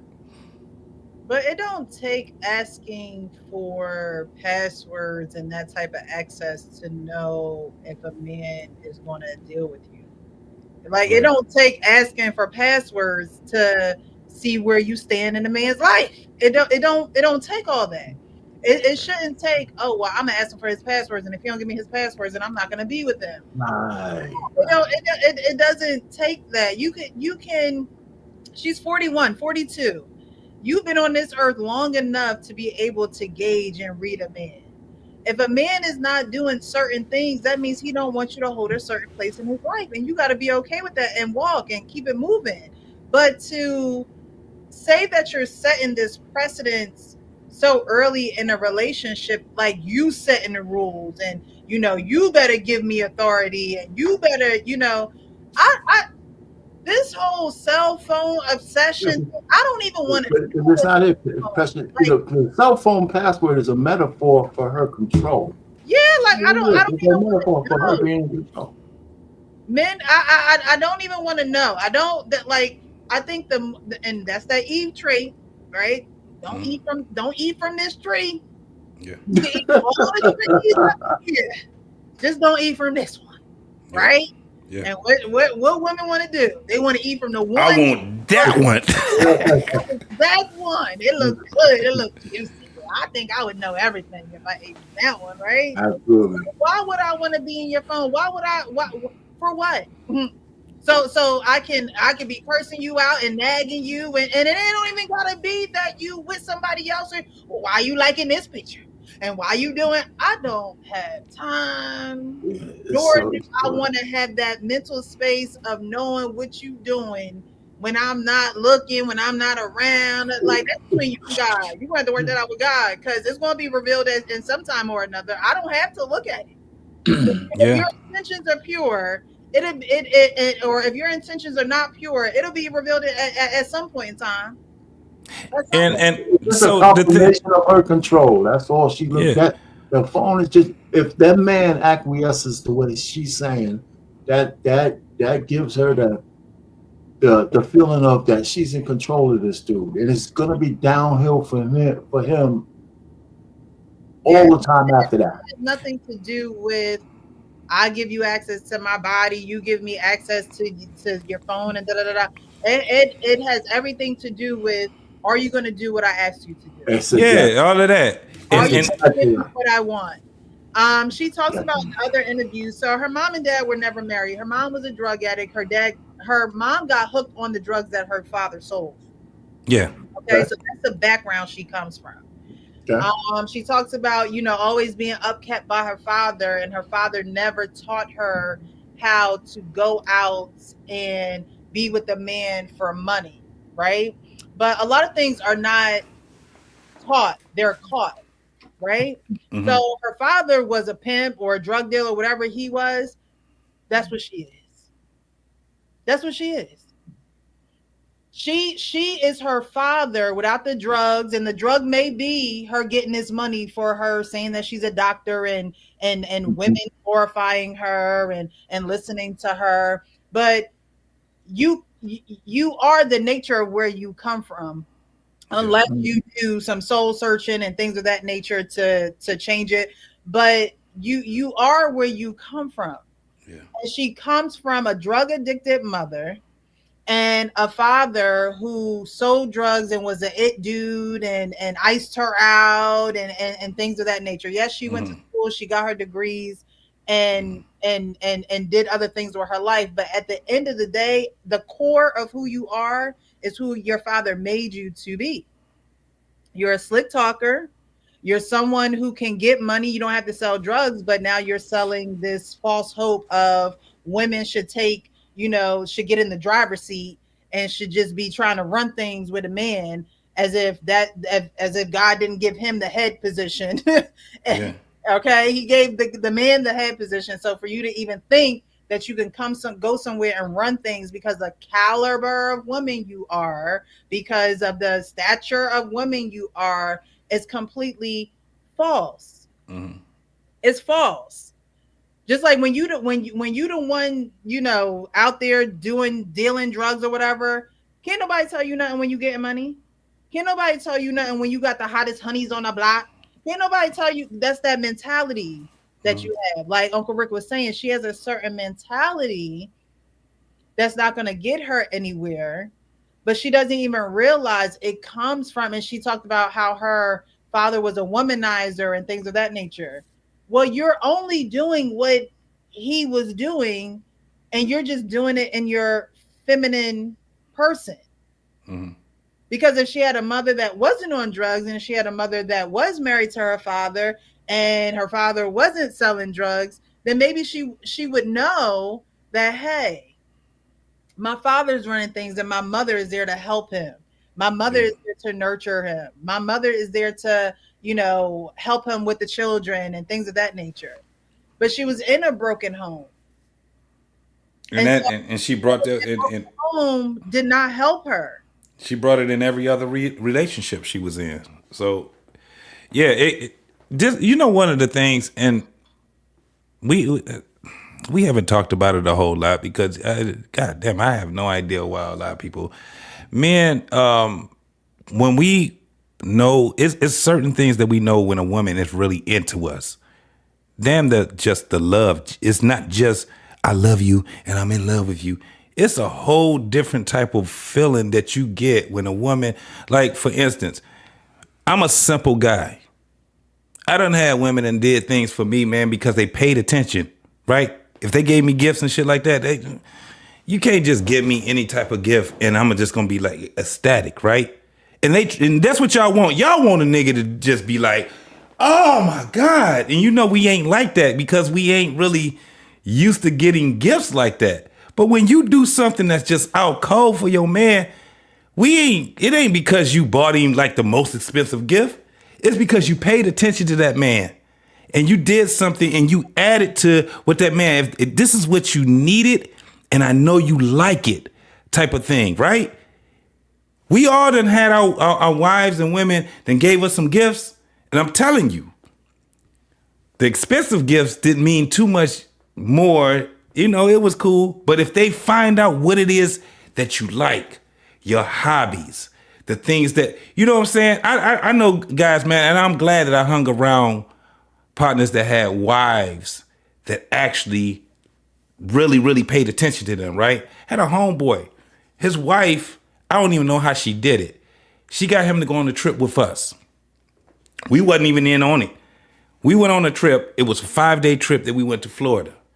We come back. Dog, she sat back and remodeled the whole basement for him. You know what that cave looks like? You know what I'm saying? And she's like, this is yours. This is what, man, I ain't never seen my homeboy even give an inkling of emotion. She had that motherfucker tearing up. It wasn't because it was the basement she got redone, because he was just like, how much money it cost, right? It was because she paid attention to what my man, she got tired of him being in the damn garage, right? She got tired of him, you know, he do the cigars and the whiskey and shit like that. She remodeled the basement for him. Had the bar, you know, the neon lights. She had his name on it. The whole turf thing with the 50-yard line on it and shit like that. I was like, damn, that was kind of dope what she did. But it was because she understood her. She know he loved football. He was, you know, about sports. It was everything about him. She had his favorite snacks there. She knew the type of cigars that he smoked. You know what I'm saying? She had it stocked because she paid attention to him. And I think at that time, they probably was only married for 3 years. But she wanted to be a wife. That was the whole thing. I want to be here. I want to be exactly where. And she showed that man that. Man, I said, damn, I got a lot of them. My mother and my father, they gave each other so much shit. They was running out of gifts to give each other. They bought each other cars. My mama bought my father a motorcycle. You know what I'm saying? But it was because we get in tune with each other. You know, and that's the thing. We end up accepting the flaws, and we actually encourage the betterment of each other. That's just what it is. Yeah. That shit she talking, that's why you can't have dudes that really is on point to sit back and even can listen to this. It's hard to stomach what she's saying because she got all this word salad, and she ain't never did none of this shit. She was a serial fiance. There's nothing that she could say that any woman should be following her on. They're like, nah. We gonna have to listen to some other people. The ones that you listen to is the ones that's actually in it. They ain't gotta be 15, 20 years in marriage. All they gotta do is just be in the shit. If you wanna be married, you talk to the people that's already doing it. That's how you do it. You don't talk to somebody, sit back and, hey, I'm a doctor, I'm a PhD. And they talking from this is the craziest part about her. She's not even talking from a clinical standpoint. She's talking as a child. Give me anything else that she said. Everything was about who? My mama, my daddy, and me. That's it. She can't talk about her children. She can't talk about her being an adult. The only thing about her being an adult that she's in is that she went and failed. That's it. All that other shit she talking about, man, it should nobody even be. That's, again, it goes to what we were saying earlier. Some of this shit you just got to ignore. You got to turn these people off. I get it because we talking like we have a panel right now. It ain't just us talking. You got an audience out here. So, I mean, it's something for us to think about. But that shit she on, I'm telling you, Precious, that right there, it gets to a point where I guess we do have to talk about it and we have to make it a spectacle and say, this is what not to say. This is what not to do. Don't be that person right there. Look what she's doing now. 42 years old. She got 15 more Christmases. Arpane brought up a point and said, you know, if he not going to ask her a certain question, like, what's the point of the interview, right? Mm-hmm. Well, he did ask her that question, so I'm going to. Okay. Yep, he did. Cutting them off. The first one I cut off because. But tell me why you keep cutting them off. The first one I cut off because although my father was a street dude who made a lot of money in the streets, and so I was always well spoiled financially, he didn't raise me to look for a man for money. Yes. Right? Street term. He didn't raise me to be a gold digger. Yeah. He raised me to find a man of good character, to find a man who looked, smelled nothing. Now, did he really raise her to find a man of good character? Hell no. Because if he wasn't a man of good character, come on now, how could he teach her to find one of good character? Tell him about the gun line, boss. Are you saying a guy that sells drugs can't be a man of character? Well, now that guy that she's talking about, that street nigga that she talking about, right? Her father, and you have children, and that's what you're going to resort to. And that's your only job, and you don't find anything else to do to get money, another way to get money. No, you don't have good character, in my opinion. I can't agree with that. Because those guys selling drugs are stringing out your mamas and your aunties and your sisters and your daddies. What are we talking about? He got her mom became an addict from the drug that he was selling. Now, again, he didn't make her. Because again, I don't believe in anyone can make you do anything, but he also wasn't a good influence. So it's about to be good. I'm just going over you can't. I'm not going to agree with that broad statement that just because you're in the streets, you like poor character. When you continue to most people who are in the streets, they're in the streets for their own reason, right? When you stay in the streets, that means you haven't built your character past the streets. Your character don't go past the streets. Well, Prototype, talk in terms of probabilities. What's the probability that her father, who's living that kind of life, sat her down and gave her a lesson on morals and how to grow up? It don't really fit. There's a high probability. I mean, based off of the people I know. I know plenty of great men who just do the street. Who are in the street. I mean, it's like they're good fathers, you know what I'm saying? They coach youth, they give back to the community. I mean, and I'm not talking about like giving back turkeys or giving the whole projects, tennis shoes or anything like that. But I'm not going to sit here and say that just because a dude decides to sell drugs or that's the way he makes money. You know what I'm saying? That gives him. I hear what you're saying, but I'm just thinking. And some bad decisions. He might not make the best decisions, but I'm not going to say that he's not he's not able to. No. Okay, I'm not talking about impossibilities, and you're right. I mean, he could say some great shit to her, but it seems like she was very familiar with what he did for a living. Right, it's like it's like a parent telling a kid don't smoke while she's blowing smoke in the kid's face. But most parents that smoke tell their kids not to smoke. Don't smoke. Yeah, that's what you're saying. Like, don't do this shit right here. Don't do this because this will lead you here. That's lost though, right? I mean, some of the impact of what you're saying is lost because you're doing the thing that is bad and the kid knows it. Now, right. This kid, people grow up with the parents who smoke, blowing smoke in their face who don't smoke. But everybody I know, at least they had a stint with smoking. No, but that's a good premise. I've never smoked cigarettes, and both my parents, all three of my parents smoked. Both my dads were crack kids, and my mom. You're right. There's no. But the premise that he was talking on, I want him to expound on it because I do kind of feel what he's saying also because I know those same type of people that's done immoral things, but they wasn't immoral people. And, they got to a point where they end up doing good. You know what I'm saying? So it's kind of, I haven't came to a consensus of it, but I understand exactly where he's coming from. I mean, there's a lot that goes into it, especially when you start young. You know what I'm saying? Of course, you know when you start young and you start selling drugs, after you get to a certain point, you can't just jump out. Ain't nobody just gonna let you jump out because you're feeding different people. You know what I'm saying? So it's more than just like, oh, I'm jumping out or I'm done. You know what I'm saying? It's more than just that. So I can't say that I can't learn from a person that's done it. I've know people who's gone that route. Not many people make it, but you know what I'm saying, they do their stints. I'm just not going to say that just because you sell drugs that you're a bad person. You can't teach morals. Yeah, the damage is already done though. Yeah, everybody get to 40 now. All of a sudden, oh, I'm a good guy. But look at the damage. 25 years of damage that's done. This is where we are. This is why it would be the best thing for you and your community.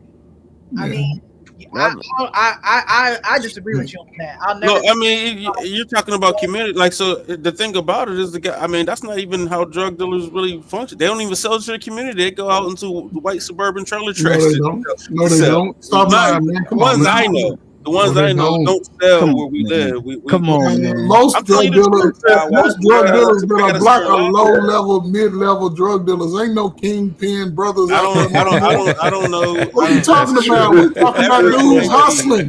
Whatever. We're talking about. Oh my God. Come on, whatever man. it might be. The guys I know, he can be a good character to his child.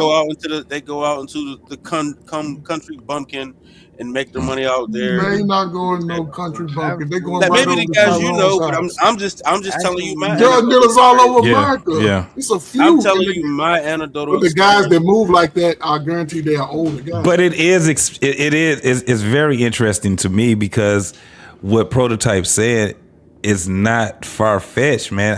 I know. No, but I've known. This is what I'm saying. I've known fathers, great fathers for their family, and they was out there in them streets. It's like it's a conflicted lifestyle that they live, right? And that's what I'm saying, that it's a great conversation to have because you have, man, most of your damn counselors, dog, was street niggas. Yeah. Most all of your 12-step motherfuckers was what? Alcoholics and drug addicts, right? So it's at a point where it's good for the conversation because that actually is not one-sided. It can't be. Not one time. You got people that's doing great things in the community right now. Great fathers, great mothers, but they were devils in the community at one point in their life. But look at the damage that's done, though. No, I get it, but that's why I said it's a great conversation to have. Look at all these people out here.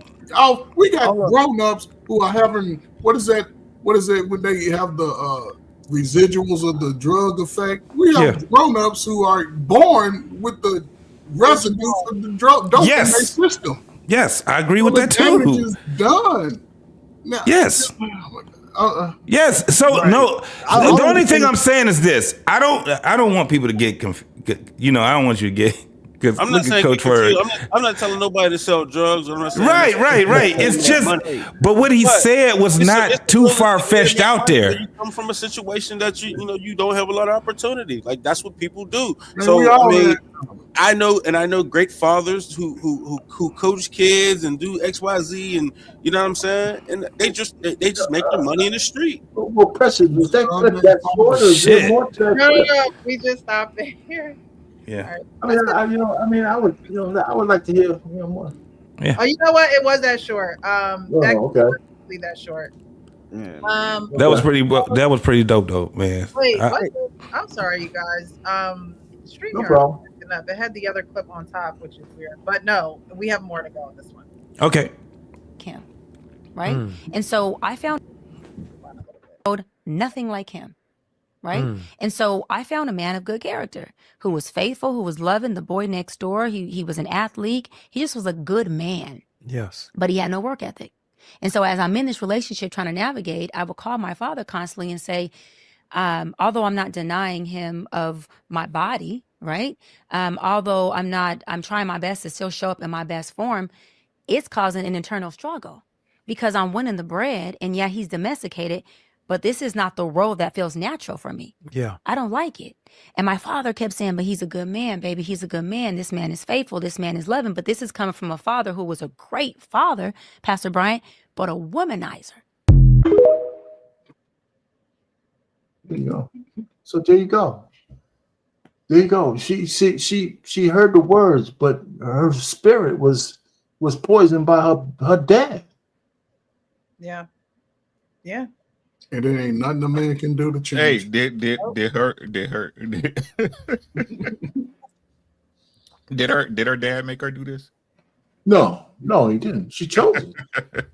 She chose all of those things, but that's why she called him for hey, he's a good. And her father tried to convince her, hey, this guy's good. Her dad's blood is running through her veins, and again, like I said, like a lot of things are not taught; they're just caught, just through the bloodstream and in vitro. Like it's just caught that way, and unless you change that mentality, unless you truly, get yourself out of that environment, out of that that train of thinking, then you're just going to follow in those footsteps and not even realize that you are a carbon copy of your parents. She used the word too. She wanted that dude to be a domesticated hustler.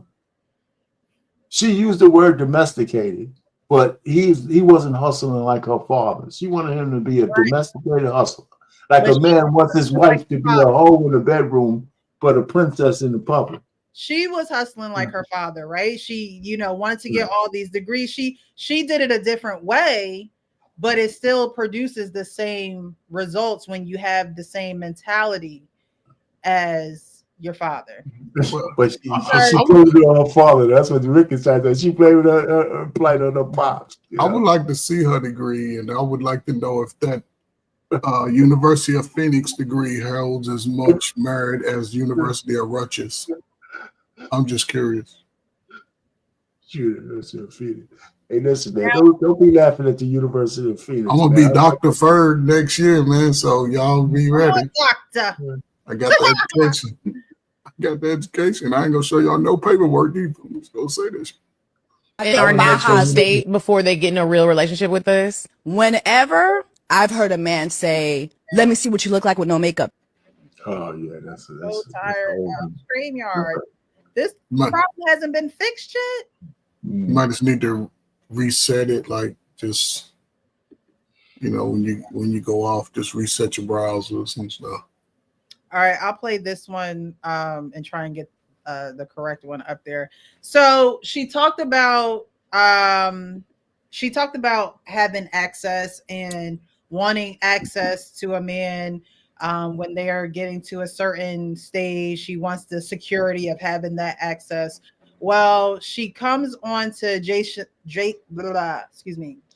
Lee's show and breaches privacy and violates the access that somebody did give her, and this is what she does with it.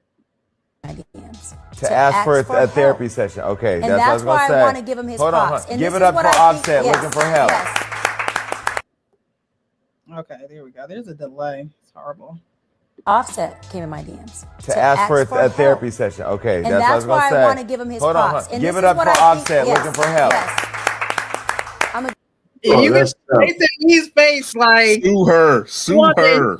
This woman is just putting Offset business in the streets. Okay. And then look what she says further. Yeah, see, well, you see how I split that out there? I knew I was gonna get you. But he slid in my DMs and asked for a session. Spare my girl. Go ahead. Don't spare. Just speak truth to power. No, I was just saying I think Cardi B is a beautiful woman, right? And I believe gorgeous. she went into it choosing to have a husband and family, which is what she created. Yes. Cardi came in and said, I'm creating a family. I have no kids. I'm with Offset. You're my husband. We're having these babies.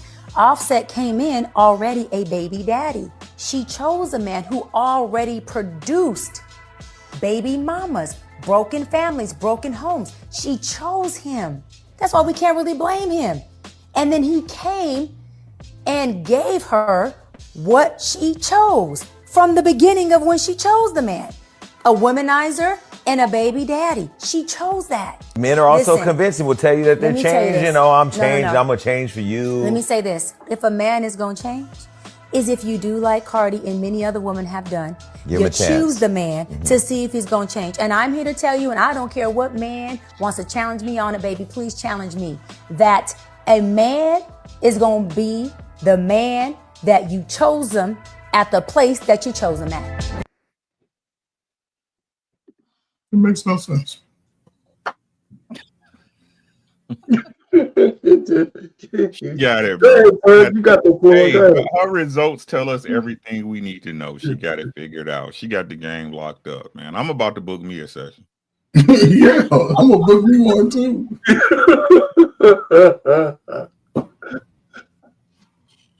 So what do you that's guys so think about that? One, A man she's is a man. unprofessional. A man is a man that he is when you choose him. She Yes. talked about Cardi B and Offset's relationship. Yes. I don't know if Offset went any further in conversation with her, and I don't know what small conversation that they did have based upon the fact that she just aired him out that he reached out to her. She's not real. And she says slid in her DMs, and he Like literally said, exactly. Yeah. "Can we have a conversation?" And then he put professional or professionally. And the way that she's making it sound, now we know Offset is still married. What they doing and how separate they are and living their own separate lives right now is their business. But legally, he is still married to Cardi B, and Cardi B is still married to him. And so to say that he slid in your DMs as to give off the impression that he was trying to holler or he was trying to, get at her is very off-putting. But then not only that, she goes to talk about Cardi B and her choosing Offset as the baby maker, baby daddy type of man. And that's who he was when she met him. And then she tops it all off and says that a man is the man that he is and is going to be when you choose him. In that moment, yes, she's correct on that. In that moment, yes, that's exactly. It's two types of dudes, right? Ones that can be encouraged and those who can't. Right now, the Offset, I think the one she's a supposedly doctor. She's very unprofessional. She's lying. Yeah, she's lying. Right. But to insist that she's saying for her to say that he slid in her DMs is inferring that it was something other than what it was. Mm-hmm. See what I'm saying? First and foremost. But two, right? So why would Offset have to change? Right. That's not a rhetorical question, right? Why would he have to change? He doesn't. He getting the results. He got her, didn't he? You see what I'm saying? Mm-hmm. But what it's funny. It's crazy how women look at relationships, right?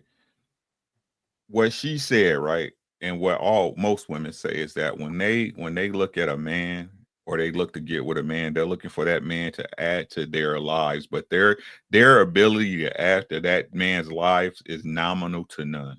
You notice that? You come into my life, I gotta make your finances better. I gotta make your house better. You gotta be driving a better car. You gotta be dressing better. You gotta go to better places, right? Don't take me to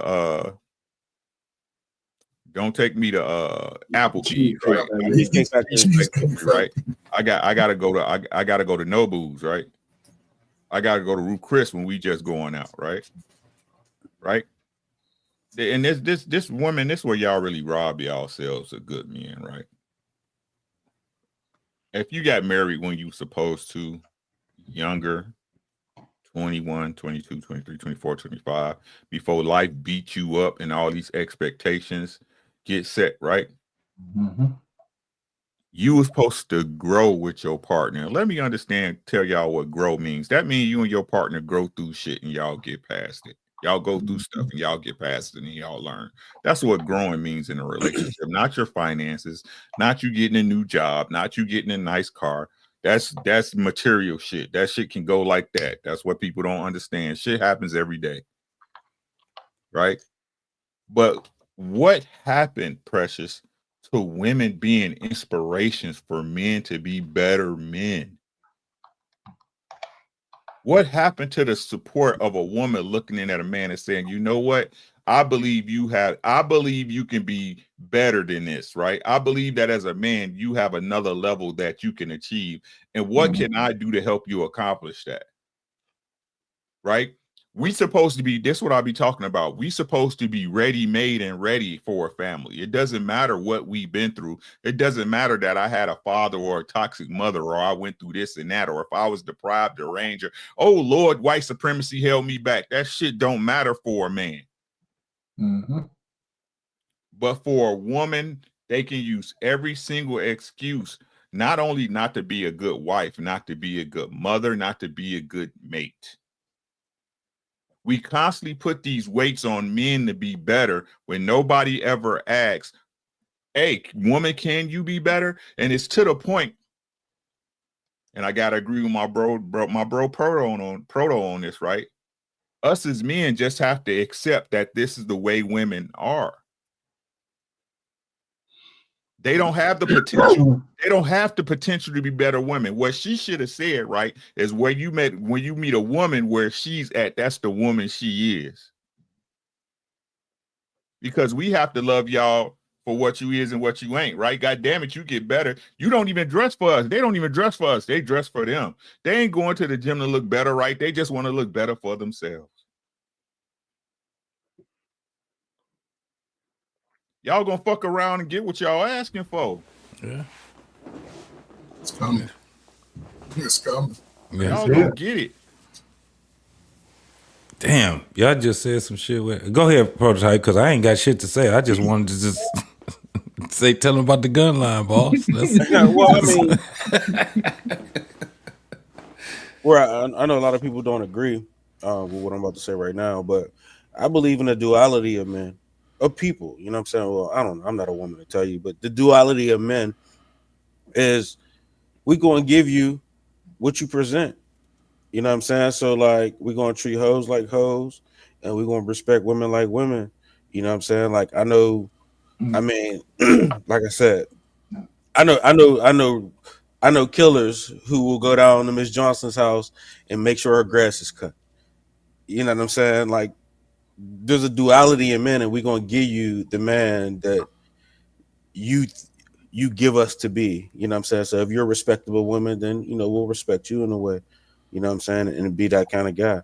But so I don't agree with her sentiment, you know what I'm saying? Because I mean, according to my wife, she shouldn't have dared been with me because I had a kid and I had a kid on the way. And I was truthful, like, look, I got and when she asked me, like, I got 1.5 kids. She's like, what's that mean? So I got a kid on the way. And she decided to rock with me anyway for some strange reason. But here we are, 15, 16 years later.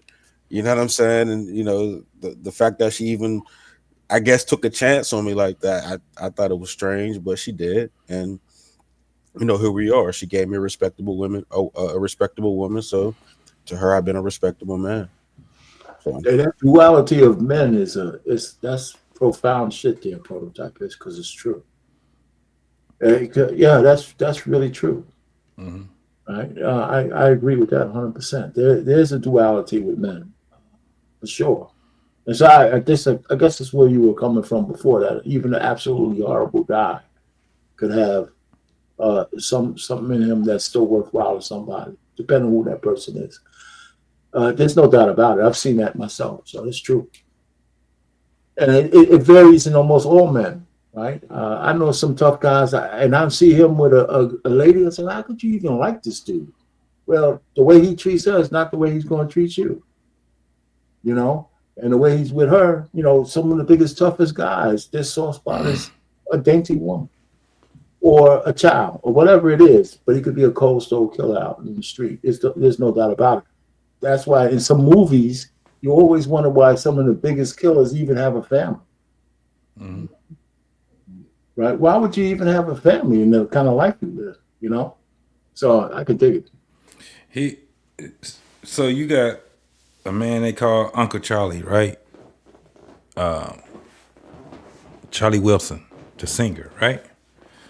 Mm-hmm. That man was, we know his music and all the things like that. This man was out here on crack in the streets. At one point, he was living on Skid Row in California, and he had a woman that was his counselor that got him off of narcotics, alcohol, all these things. And, this man was homeless in the streets, and his song was being played on the radio. It's crazy. And the woman that ended up being his wife was that woman that believed in him. She believed in that man. And it's crazy when you hear the story of the man, because you hear shit now, right? We heard, you dropped the bomb on me and all that stuff. And, hey, my name is Charlie, last name Wilson, all that stuff that you see, all that great stuff that comes out of that. That man wasn't living great at one point. Mm-hmm. And what he can tell you in his testimony was that his wife saved his life. It's more than just him. You got a whole bunch of men that had those type of women in their life. There's something in women that it brings the proclivity of men to have grace for them, because we all want that in that woman. It just so happened that sometimes that shit just is not happening, right? For a lot of us. Like what you just heard with Prototype, he's like, man, I don't know why that woman, you know what I'm saying, she chose to stay with me, because I gave her me. And that's the reason why, Prototype, because she seen you. She saw you. She saw what you presented to her, and she saw the potential that you had in you also. The craziest thing about this is why it's so, when we out here and we talking about dating and marriage and all these different things, man, it makes no sense now when you hear a lot of these folks that's talking now. And it ain't just the younger generation. I'm gonna put this shit all on them. It has something to do with my generation, the generation before me. And when I hate the way that women and men are looking at each other now. I hate it, man. I think we all do. I think we can't stand it. When you hearing what that woman is talking right now, a lot of us, we got to say that it's just word salad that she's doing, and it's for her purpose. It has nothing to do with community or anything like that. Wife, husband, man, that reigns supreme over everything when you understand what it represents. The problem is that nobody has it as a representative anymore. They just have it as a title. That shit hurts. It's hurting the community right now, because what we seeing right now in real time is real shit. I don't care if it's on internet or if it's in the world. It all coincides with each other. What do we do? Because I don't even know that lady, Cheyenne Bryant. I don't know her. All I know is what she's representing is not what men nor women need to hear, because it perpetuates the banging against pause, but with each other. We keep getting more. Every year that passes, it's more and more of us being separate from each other. And we act like we don't understand each other. I hate that. We keep acting like we don't understand it. We do. The problem is that you got a lot of men that are not being honest. The reason being is because they're scared to lose what they don't even have right now. And what I mean by that is this. Men think that they got access to women. They don't. They don't. Just because you got sexual access to her don't mean that you have access to her. That's one of the things that I love about having someone like Anar Payne here. Let me tell you why. Our Payne showed his wedding. And, you know, the video that he showed, man, that shit felt so good. It was more than just him and his beautiful wife. Man, he had homeboys that was in his corner. That's gonna be my best man right there. That's gonna be my groomsman right there. She's talking about, because what happens in the wedding, I don't know if you guys ever had one, but you're planning and you're putting people in categories while you're planning this wedding. When I got married, my best man was my father. Because I had too many, at that time, man, I had too many friends I was cool with. And it was like, man, when I did it, we were wearing cowboy bonds too, RP. What year did you get married? 87. Yeah, 87. I got married in 94. Mm-hmm. So this was the time when we were wearing white tux and cowboy bonds, right? And I'm still looking, me and my ex-wife, we looking for that doggone videotape because I want to do what you did, man, to show you the beauty in that. That shit was dope. Let me tell you what really made it dope. Because y'all still together. Y'all still together. Man, that shit is, it's a great feeling because what y'all did was build community. Then y'all had children and all. Man, come on, man. What are we talking about nowadays, y'all? I swear to God, dog, I think you should make that when you do your before you do your shows, that should be showing people. If y'all ain't never, if you never seen it, I'm telling you, man, it's something that'll show you something totally different. Especially now, you know, I seen a young, RP have hair. Yeah, I was like, I didn't even know it. I was like, damn, now I know how tall you are. You a tall guy, man. I was like, damn, when I saw it. But to see everybody's face. Now, this is the crazy part right here. How many people in that video are still here to this day, right? Whew. Yeah, not going. Yeah, so when I gave it to the people in the family, I told them, I said, when you watch this video, it's going to bring back memories, and you're gonna tear up because aunts, uncles, brothers, sisters, a lot of people going. I had great aunts. Yeah. I had my grandmother was there. My grandfather was there. I had cousins.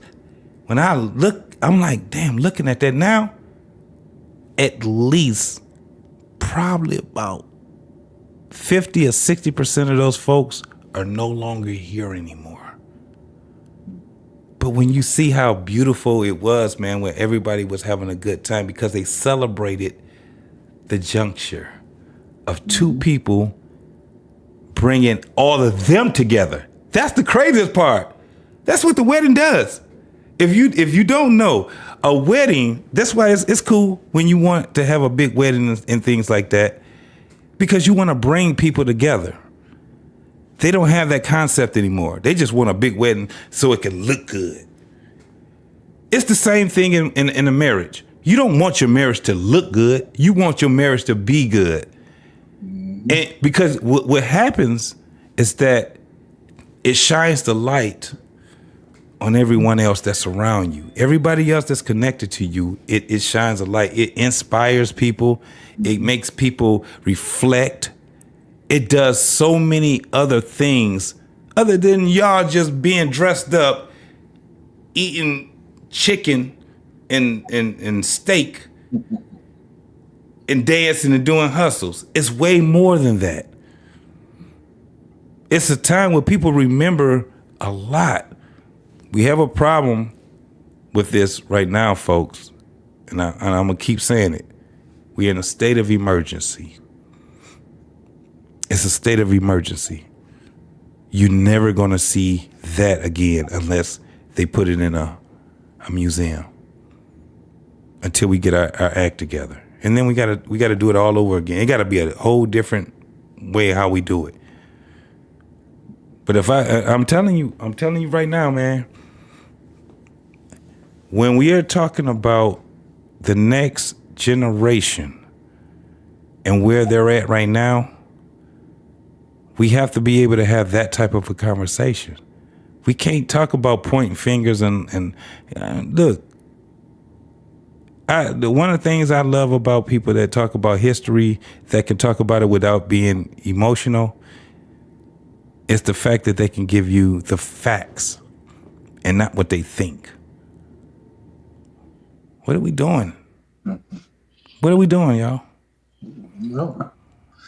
Dr. Bryant has a way. But you know, one of the things I would like to see, though, for everybody, and that's why I try to get it across to the young people, I'd like to see a panel of young people talking about the future. Forget about the damn, the past is the past. Learn from it, absorb it. But what do you think? Where do you see the future? Very seldom see. I talk more about the future, and I'm on the other side than I hear young people talk about the future. Right? And the reason why I say that is because I have a millennial and a Gen Z, as my kids. They're not kids anymore. They're my children, I should say. But the future is theirs. It's not mine. Right? All the information of the past they see every day when they see me. That's all I need to know. Hey, listen, I was there, now I'm here. What do you want to do in the future? And a lot of people don't talk about the future. Not a lot of people just don't talk about it because they can't get past the past. And marriage ain't nowhere in it. Black folks. Hey man, I want to. My bad, man. I want to say something, man, and I wanted to say something while Proto was here. Like I understand what y'all are saying. Just thinking about the way that I grew up. Like that's why I've been over here just thinking about that shit the whole time. Bro, I wasn't a good person when I was in the streets. I don't give a fuck what nobody got to say. When I was in the streets, I was not a good person, bro. Like the shit that I was doing, like regardless of my situation, why I felt like I had to do it, I was not a good person, bro. Like I was literally putting poison into motherfuckers. Like I wasn't doing it myself, but I damn sure wasn't on the other side. Like, you know what I'm saying? Yes, I was still coming home to my mom's, like, you know what I'm saying? Still going to school, still trying to get good grades. But the shit that I was doing outside my house, like, I wasn't representing my family the right way. Like, I would to be 12 years old, 11, 12 years old, throwing up gang signs, fucking, out on the street corners, like not having no curfew, coming home at midnight on school nights, selling drugs on the like I was not a good person. It took me a long time. It literally, bro, it took me a long time to get out of the mentality that I was in. Like, even when I joined the army, like I was, my boys, a couple of my best friends had to pull me to the side. One was a captain, one was an E6. They had to pull me to the side and be like, bro, you throwing your life away. Mm-hmm. Like I was still in the same mentality, bro. Like the same mentality. Couldn't nobody tell me shit. Like all I would be like, yo, Kansas City this, Kansas City. I don't give a fuck what them niggas had to say. Sergeant this, what? I'm a man, dog. You're not gonna tell me to shut up. No, I didn't understand what leadership was. So if I had a daughter and I was selling drugs in the streets and still yes, I'm doing what I gotta do in a selfish act, right? To take care of my family and make sure. No, I'm not a fucking good person at that time. I'm not. I'm just doing what I gotta do because my situation is that. I can't call myself a good person if I'm a pimp and I'm bringing hoes around my daughter. Like how? Like no, there is a duality, right? Because at some point in time you want to change. Like you hope that you change. You hope that your situation changes. You hope that you can get out of that situation. Mm-hmm. But if I'm bringing hoes in the house and my daughter is here, and then I'm like, well, you're not gonna be pimped out when you get like what? Yes, we do stupid shit as parents sometimes. We smoke. You might smoke and be like, yo, smoking is bad for you. You can get you cancer. But I love nicotine and I'm gonna keep smoking these cigarettes. Right? Yes. It's the same shit to fucking do what I as I do. Right? Right? That's some of the dumbest shit in the world. Yeah. Why? Because 9 times out of 10, the kid does exactly what the fuck you was doing. Yeah. You know, yeah, they do what you say while they have to. Like, let's just be honest, bruh. Like, no, if you a murderer and you out there murdering, no, you're not a good person. Yeah. I wish I could, like, I wanted to say this, bro. We listen, I was just thinking, bro. My mind was just going. Like, I was just over here like, damn, Dirt, was I really a good No. I was doing what the fuck I had to do to try to get out of the situation that I was in. And then when he said that stupid ass shit, well, yeah, they were still going out to the no, nigga, I was selling to my people. That's who I was selling to. Right in my fucking hood. Why? Because they was right there. They was easily accessible. And then I could go to the mall and get some Jordans. Like what? Yeah. Man, my bad, bro. Hey, Frank, man, listen, the fact that you said what you said, man, I appreciate that because that's what I've had to sort of give to a lot of young brothers, man, based off their situations. Yes, yeah, they was good fathers to their own children. But like I said, look at the damage that's done. Yeah. And when we go back in that time, right? And even before you can see where we are today because most people in their 40s who was born into that shit, they ain't talking about no family. They ain't talking about building nothing. Everybody cheated. Everybody ain't no good. Ain't nobody doing shit. Everybody broke to them. So, but this is their time. And this is why I say this is a unique time for brothers. Because brothers are getting the word. And some of them, JT, I heard you earlier on that panel, listen to that crazy stuff today. But hey, the conversations are being had. They were, they were wild though. That's why I say they was wild. But the conversations are being had. And if you can catch a young man or young woman early enough and give them the right information, despite where they started from, when that light bulb kick on, there could be a better outcome for that person. But I can't be listening to somebody who don't believe the shit ain't gonna ever get better. If I want to be better, I can't listen to nobody's telling me all women ain't shit if I want a woman. Mm-hmm. Man ain't shit if I want a man. Because I'm going to sabotage it from the beginning. And I think, this is my last. This is a very unique place for men. Very unique place. This is the first time where outside of us, other people are starting to be held accountable. And will be getting dismissed because of their behavior. And brothers know this. Shit. So, like our parents said, we on the other side. I got a 21-year-old, and man, he better make sure that he can recall some of the things we talked about, or he better come back and get some more information, because it's a shitty ass pool out there from the strongest of us. People are already talking about separate. Man, we can't do shit alone in America. It sounds good till you put in that situation. Mm-hmm. So, I don't know, man. Don't bring your ass over here. Keep your ass out there. I don't want no concubine woman. I don't want no extra. I don't want none of that shit. Keep that shit over there, and you'll be all good. So, I think that the balance, Coach Ferg, I think the balance definitely would be,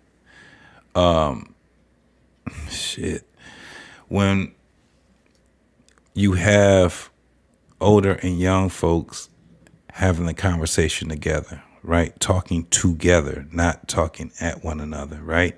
I think it's getting there. It's just it's at a slow pace. Yeah, slow. Yeah. One of the biggest problems that we have right now is that you guys can think that it's women and men coming together. I don't think so. I think it's men.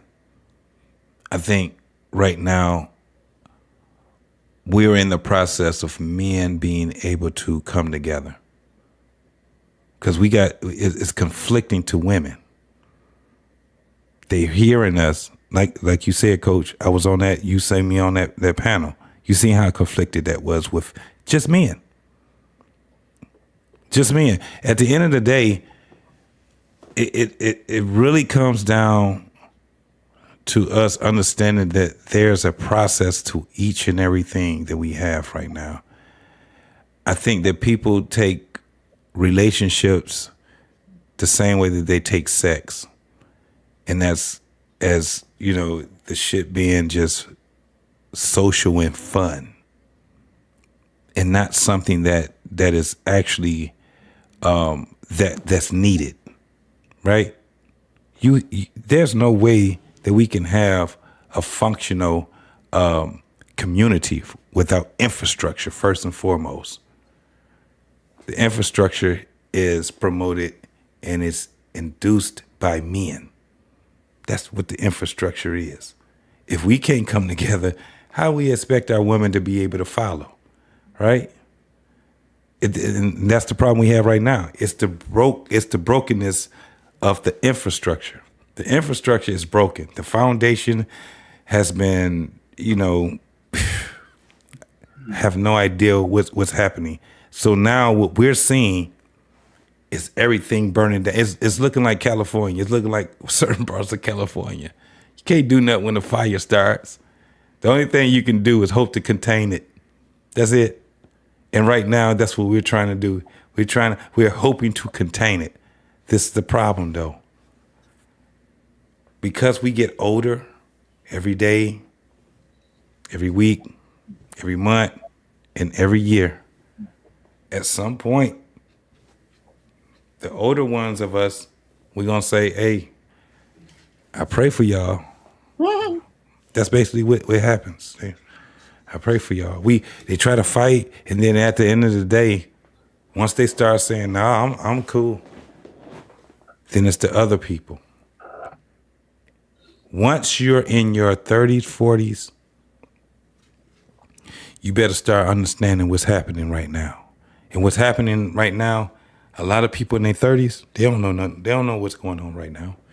I swear to God, they think it's going to get better. They think it's going to get better. No. It's going to get worse. You're going to have to make it better. You can't depend on other people. You got to depend on the ones that's right in front of you. You can't depend on Trump and Biden and whoever the next president going to be. You can't depend on them. The largest body of government is the damn people. You better figure it out. One of the things that I have to deal with right now, and people that's my age have to deal with right now, is losing our folks. They dropping dead like flies, bro. And it ain't like it's something new. This is a way of life. The ones that was the strong ones, and there was the ones that were calling themselves leading and being activists and all these different things. They out of here. They gone. Well, that's why, JT, that's why it's imperative that people like me, you, everybody who's older, tell the young folks, I'm done giving you advice. I'm telling you, think about what your future is going to be. I mean, like my daughter asked me, I think I said it on here, why do I need a man for? And she wasn't saying it in that derogatory way because she got a guy she liked. Mm-hmm. I said, that's not for me to answer. You're the woman. Why do you need this guy that you like? You figure out why you want that dude. Right? What are you looking for from him? I'm not going to tell you that. What do you want? Right? What are you going to give him and what do you want from him? You figure that shit out. because it's your future, right? That's the deal. You know, you see me and your mother together. You know, it's not because we all love each other. You know, we like each other at the very least. You know, we like each other. You know, and there's some reason. So I'm telling the young people, forget about that. I can't tell you how to date. I can tell you how to be married. But the point really is the future of everything that you know and love is out there in the future. And if you ain't putting your eyes on that prize, 1 month, 1 year, 5 years, 10 years, then what are you doing? What's your plan? Mm-hmm. Right, I laid the tracks. I told my daughters, you know, I made the environment for you guys. I laid the tracks for you to run on. Yep. Come on. That's what I did. And now you guys are moving on. You guys are moving like locomotives on your own. And I'm still laying whatever advice you need from me. I'm here. Yeah. Facts. Well, did we have another clip or was that the last Yeah, one? we have one more, and Let's get to that. Let's get to it. On this last clip, but we do have one more, okay? And then we're going to do final words and get out of here. You got it.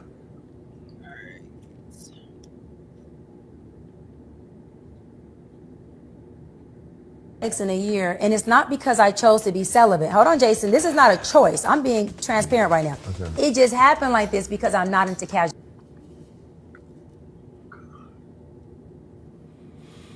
I haven't had sex in a year, and it's not because I chose to be celibate. Hold on, Jason. This is not a choice. I'm being transparent right now. Okay. It just happened like this because I'm not into casual sex. So I'm putting it out there. This is not I chose to be celibate, and I want to do it. I'm being honest. Like, I'm 42. My libido every day, all day is like, so I said to him, well, what if we be companions and do the do and get into this thing and let this take its form? Meaning sexual partners.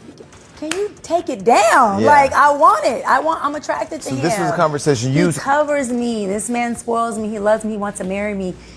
I have passwords to his cell phones, access to his home, keys to his house. What do you mean? That's toxic, and toxic. That is my love language. So he's speaking my love language is access, transparency, and so no. You can't wait. You talking a lot. You saying a lot. We're gonna have to go over. Go ahead. Access to my phone, access to my house, access to my password is not a love language. Me having your password, you having my password doesn't mean we're looking for something in there. That means that you have full access, transparency to me and me to you. This is my thing. Why would a woman allow someone to penetrate their body, but I can't penetrate full access and transparency to you? Dr. Bryant, Dr. Cheyenne from LA, they are going to drag you for filth. I want to be penetrated. You got the female up there talking some sense, and she just wants to be penetrated. She's absolutely, and she getting dragged. She deserves to get dragged. Why does she lie so much? She lied. She tell one lie out there. I'm telling you. And I want to know who this. I want to know who this imaginary nigga she always talking to. She tell everybody she had this conversation with this nigga. I need to see who he is. I need to see who he is. He ain't a simp. He don't exist. She's lying. Listen, this is the whole thing. And we got to call it how we see it. Everything that this woman is saying is a lie. She's a liar. First and foremost, let me say this. Okay, Jesus.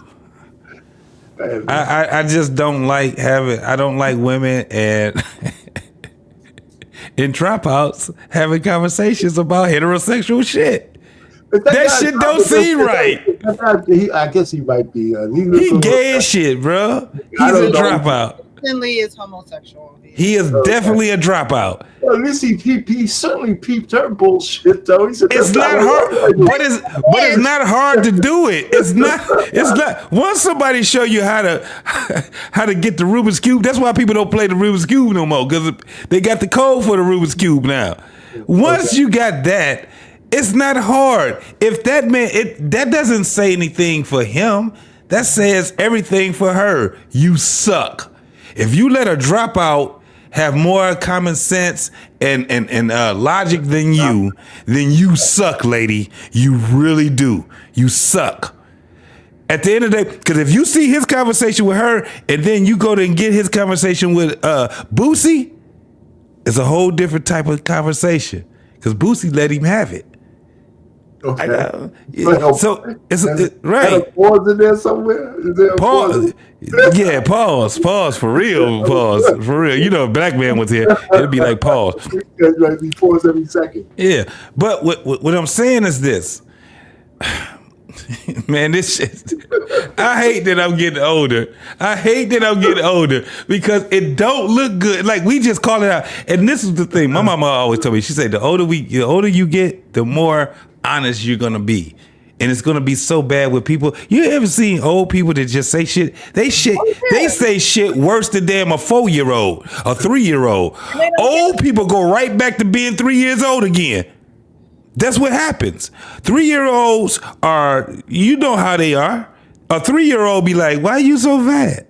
Ooh, your breath stink. What is so fat? An 83-year-old does the same thing. Baby, listen, you gotta start brushing with with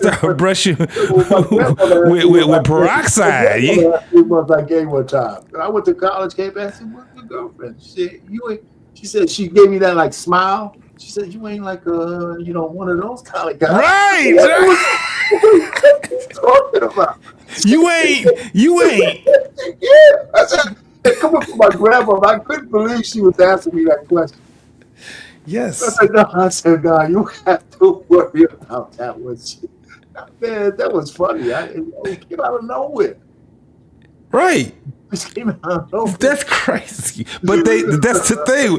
Man, we get older. I'm telling you. People was my pants up or I said I thought the old people were just crazy when they was talking. No. They're 100% honest. And we all, if God give us the will to get old as we possibly can, we're going to be the same way. We're going to be talking things. We're going to be looking at, because we done seen this world change. What else about what she said though, JT? Just on that, while we're here. What else do you think what do you think she's trying to prove, man? What do you think she's trying to get at? What is she saying? I think that she said she got go ahead. No, I think that she doesn't have. I think her whole thing is all about her. It's not about making people better. It's not about community. I think it's about her trying to get people to speak these buzzwords that she's trying to make known. Like one of the things that she talks about is this whole thing about being what's the thing? What'd you say? Low functioning, high functioning. Low functioning, high functioning, all these different things. She got that from a book, from other people that wrote books. And basically what they're talking about is people that are on the spectrum.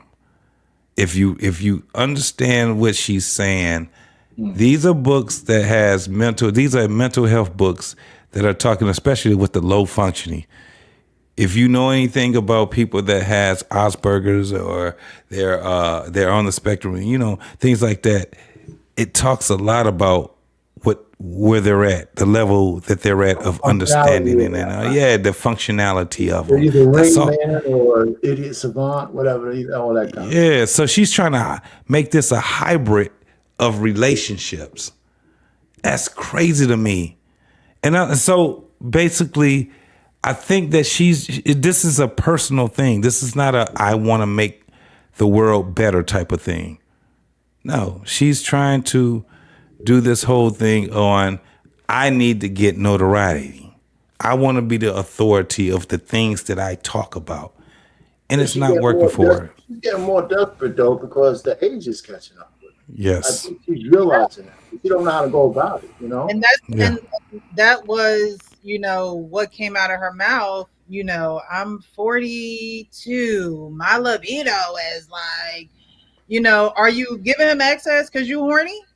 Or are you giving him access because he gave you access to his phone? And his phone? Like, she ain't giving him access. Why? What's the real reason that you want? I mean, if you just horny, just say that. Like, you know what I mean? If you just want to have sex with the man at this point, and then it's like, doesn't. Why everybody got to know about your bedroom? Come on now. Why she don't want to have sex. why do we as the public need to know that you like why do we need to know that? Why do we need to know that you're going to grant him this special magical access? Like why do we need to know that? You know, Right, like right. why does that have to be the topic of the conversation? Who are you trying to prove what to? Who cares that you've been celibate for a year? Who cares if it's not a choice? And you know, that's why I wanted to play that, because you as a professional, you're a professional, and then you want to put your bedroom in the street. That's crazy to me. Mm-hmm. That is just crazy. You 42, but you're 2. Like, you know, Yeah. like who talk? It's almost like you're, you know, not a professional. The same way she outed Offset and say, "Oh, he slid him." Like, keep your mouth closed. She's not a professional. He could probably business to yourself. Yeah. You just like all these teeny boppers out here going to the internet, crying their eyes out, or telling the world their story, or like, "Oh, I'm about to go to the candy store today," and I'm like, that's what it's just like, why put your business in the street like that? Why? As a grown woman, why would you do that? As a grown, She's seen it work for other people, and specifically men. And that's why she looks crazy when she's talking. I don't even know if that works for men.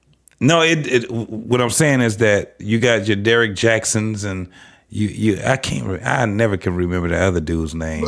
Ace Metaphor you're talking about. Ace Metaphor. So her whole thing is that if she can get to that level, then she's going to be fine, because there's nothing. This guy that she keeps talking about, she had in this conversation with, that she done talked to 2 people about this, probably more than that, about this imaginary dude that she's talking about. Can I have access to you? Can I have access? Because I'll give you access. She said he gave her the phone. He gave her the keys to the house. And didn't she say that in past tense? Yeah. So he lived up to his part of the bargain. He still didn't get no cooking. And he still didn't get none? Right. Yeah, she's a liar. She's a liar. But she's lying though. She's lying. But she's lying though. Listen. Yeah, she's lying. When she spoke about Offset, right? Because she's coming out as a doctor. Man, you know how much trouble you can get into if you reveal some client, patient, doctor information, man. If I'm the profession, I go in talking about, we just saw it play out a year and a half ago when the lady was talking about how black men that she was treating and serving, how we did. But that's similar. You cannot do that on a professional level. You will lose your license in every state. That's in every state. Women talk long enough, they'll tell on themselves. So this is the thing. This is what's crazy about this whole thing of her being a doctor. You could look up the college that she so-called got her PhD, which is a philosophy degree. Now understand, we already understand that doctors that mean something, guess what they got to take? The same thing that a nurse got to take, a state test. There's a number that you get, MPI number, or what's the other number that they have for the professionals, the doctors and the CPs. But these numbers you got about 3 numbers that you get. MPI number is for your business. And then there's another number that you get as a certified doctor. And then it tells what your specialties are, or what you can do. She can't do nothing. All she ended up doing was getting a PhD from, now watch this, a college that doesn't exist anymore. How about that? The college was out here, and it was scamming a bunch of these folks that was out there. The college does not even exist. All you got to do is just Google.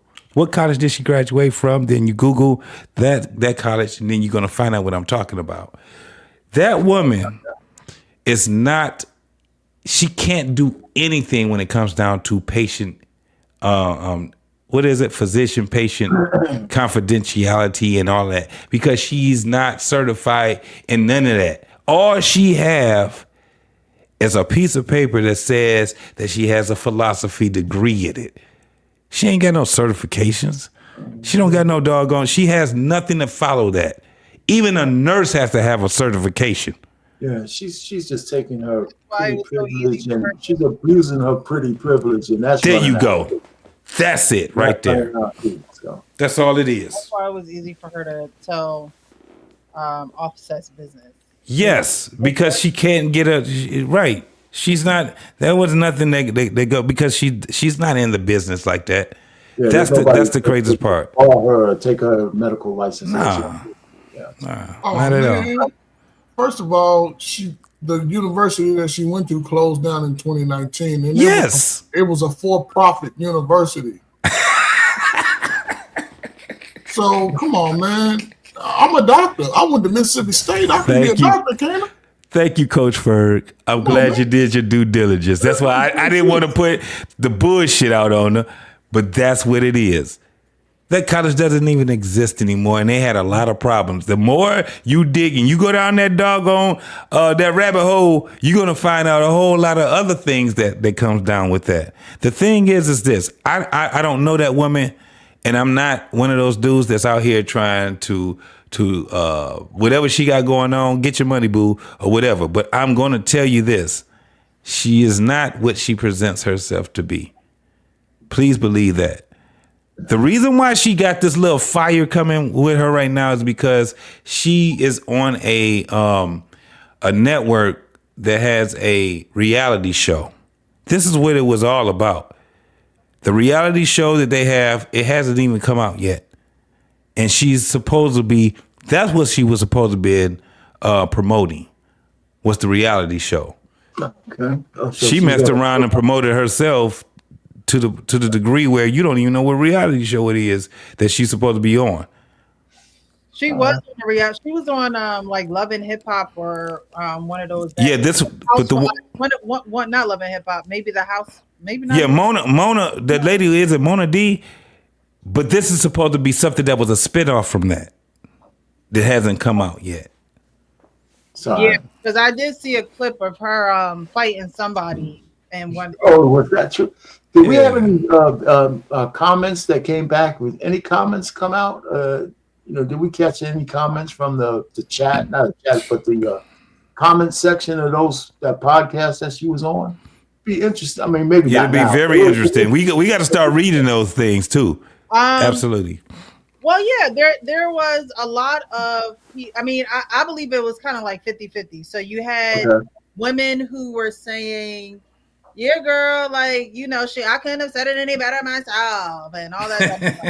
Then you had people that were like, what is she talking about? She's not a doctor. She's a liar. All the things that you guys are saying, those were, those comments were in the comments. They were. Okay. So, as she continues to go on different shows and things of that nature, she just reveals more of herself. And a lot of people are looking at her now like, what's really going on with you? Like, who are you really? So I just wanted to highlight these videos because, like I said earlier, where you are who your parents put inside of you. Yeah. And it is not until you change that trajectory, you change those generational curses. It's not until you change your mind and get a different mentality and you can just start walking in a different way. You can, attract better things in your life. You don't have to have the same mentality. Like her mentality is, if you ain't going to do it my way, there isn't going to be a way. Right? If you're not going to adhere to what I'm asking, then we just not going to have a way.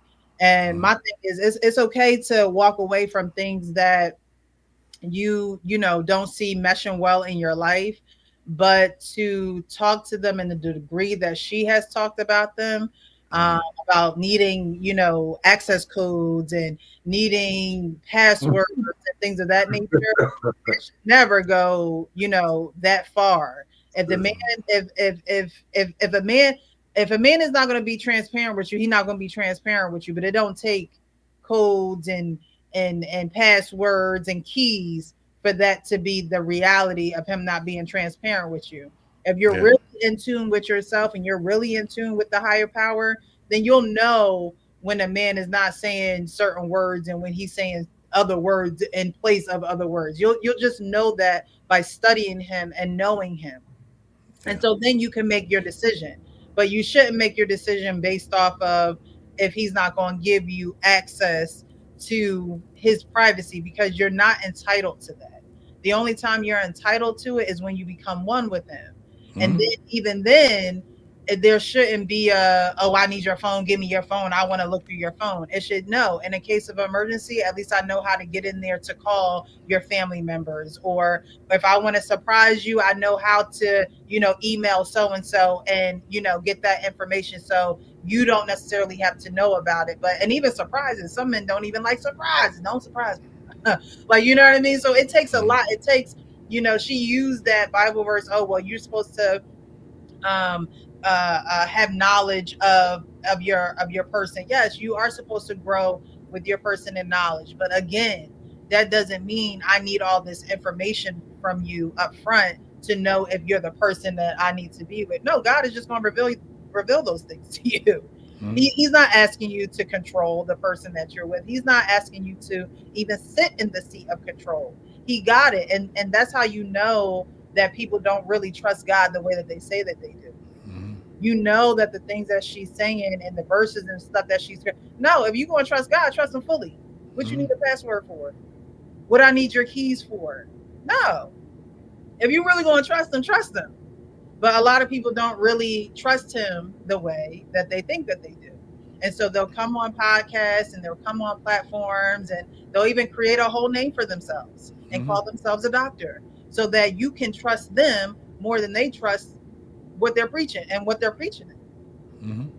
So I did want to have a show on this, because at the end of the day, like I always say, be real with yourself so you could be real with others, right? And at the end of the day, I don't think that Dr. Cheyenne Bryant I'm not going to call her a doctor until I see the pictures. So I keep saying that, but I don't think that she's truly being real with herself. Like, I would like to see her sit down with a Iyanla Vanzant or something. Ooh, that would be dope. I would love to see that conversation and how it plays out. Because you when I realized that when she was talking to Jamal Bryant and other people that she sat down and talked with, when they hit a pain point, she would say, oh, I love that question. I love that you asked me that, right? Yep. She would flip it and she would turn whatever emotions that she feel were stirring up inside of her, and she would flip it, and then she would explain word salad of why she was doing what she was doing or said what she said. And she would cut people off. She would, at one point he was trying to ask her different questions and trying to get to certain, resolutions, and she would cut them off. And somebody like Yvonne, excuse me, how do her name? Iyanla Vanzant, yes. Someone like her would not let that occur. At all. She would stop her. She would make her deal with what it is. She would hold her accountable. So, I would love a conversation like that to take place. And someone like Cheyenne Bryant, when it comes to the clashing of the male versus female, and which it shouldn't be, because we need each other, so we should be working together.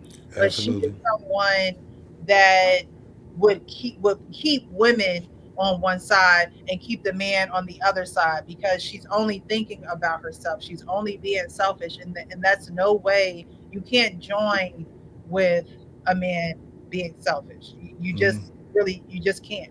I remember seeing in one interview, someone said, oh, well, would you keep a man? She's like, oh no, I'm not keeping a man. He can keep me, but I'm not keeping a man. Right? And so that tells me you have no intention on truly putting in the work that you talk about to be with him. Because any man, when you think of being kept, most people think of the man keeping the woman, right? Well, women keep men; they just keep them in a different way that men keep women. Men provide that security. The men provide the protection, and they supply for the house and things of that nature. But a woman keeps a man in a totally different way than a man keeps a woman. Absolutely. And I don't think that she wants to keep a man in that way. And in that way, it's being selfless. And I don't think she wants to be selfless. She says that she's in a time of her life where she's doing the choosing. And so keeping a man and really, catering to his needs is not something that she's willing to do unless she gets all this access that she's asking for. And so I played it so women realize that's not the way to go. That's not the way to go. When you come in saying, "Oh, well, I'm going to need this and I'm going to need that." No, there's a way that you communicate your standards without trying to strip a man of the things that he holds close to him and barely knows you. You just don't come in asking for those things. Her childhood also played a role in it. Her childhood, again, her mother got strung out on the drugs that her father was selling. Yeah, that's crazy. And so that's what she saw growing up. She didn't want the guy that was at the library. She didn't want the guy that was studying to better himself. Right. You can't tell me those are the guys that she wanted. Yeah. She said she wasn't brought up to look for a man or she wasn't brought up to be a gold digger. No, those are the men who had money were the men you naturally were drawn to because that was your dad. If they didn't have money, you wasn't even trying to talk to them. Yeah. You weren't even trying to talk to them. And at some point, yes, she went to school, she did something with her life, but at the end of the day, she still has the mentality of that street girl. I believe she turned into her father. She turned into the man who was raising her. She really did. Yeah. Yeah, it's crazy where when you look at the state that we're in right now, that people will sit back and put this woman up on a platform as if she's the authority of anything. It's wild to me. That's why when I looked at the interview that she did with what's the quarterback name? Cam Newton. And I seen how he dealt with her. I was like, what? Did he deal with her? They were all weird. Even with Nick Cannon, weird. They're weirdos when it comes down to these type of women. And it's just weird to me to see that men drop the ball. You got the opportunity right now. And this is the thing. You don't have to be a man you don't have to be barbaric, right?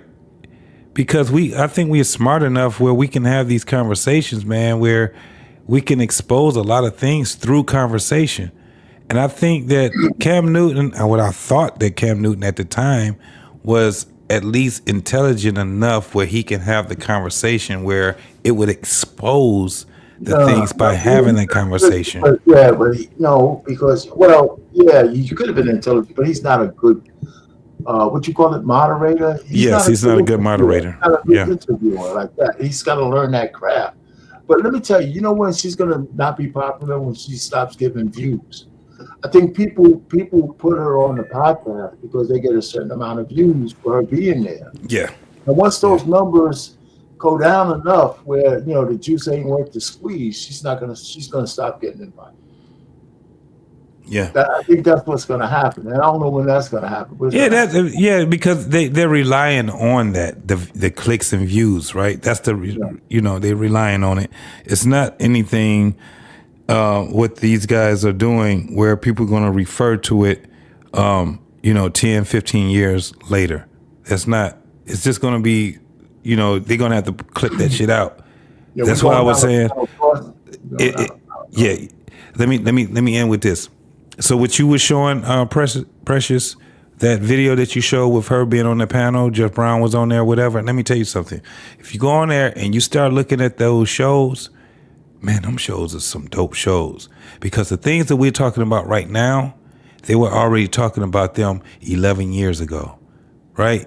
Like the biggest, I guess that's where it's weird to me. That's why when you guys hear Jeff and he comes and you know how he and he gets frustrated, it's because he was privy to be on those panels 10, 11, 12 years ago that were already talking about the things that are brought up now, right? It wasn't popular then. So it gets to a point where people, you know, I can get frustrated too myself, but I understand this is what we need to still talk about. This is, unfortunately, this is the thing. I'm a military guy. So one of the things that we deal with is redundancy. Every day, all day, the same thing, over and over and over again. I understand what the purpose of redundancy is. That's where it's going to be in there. It's going to be like second nature to you, right? This is what redundancy is. So the thing is this, and I'm going to end this right here. Man, this was a good show. This was a great show. This is a great show, man. I you know, normally, Arpain, I'm just, you know, you catch me once in a while where I'll just be talking, man. But sometimes I just be so fucking quiet where I guess, is this what they call anointment or something like that? Where you just, it's like a joy that you get where you just like, damn, this shit spoke to me tonight. I'm just this is what I'm going to do. I'm going to end it like this. Great show. This is a great show. I'm gonna watch it again tomorrow. Forget it. I'm gonna watch it tomorrow. Coach Ferg, final thoughts.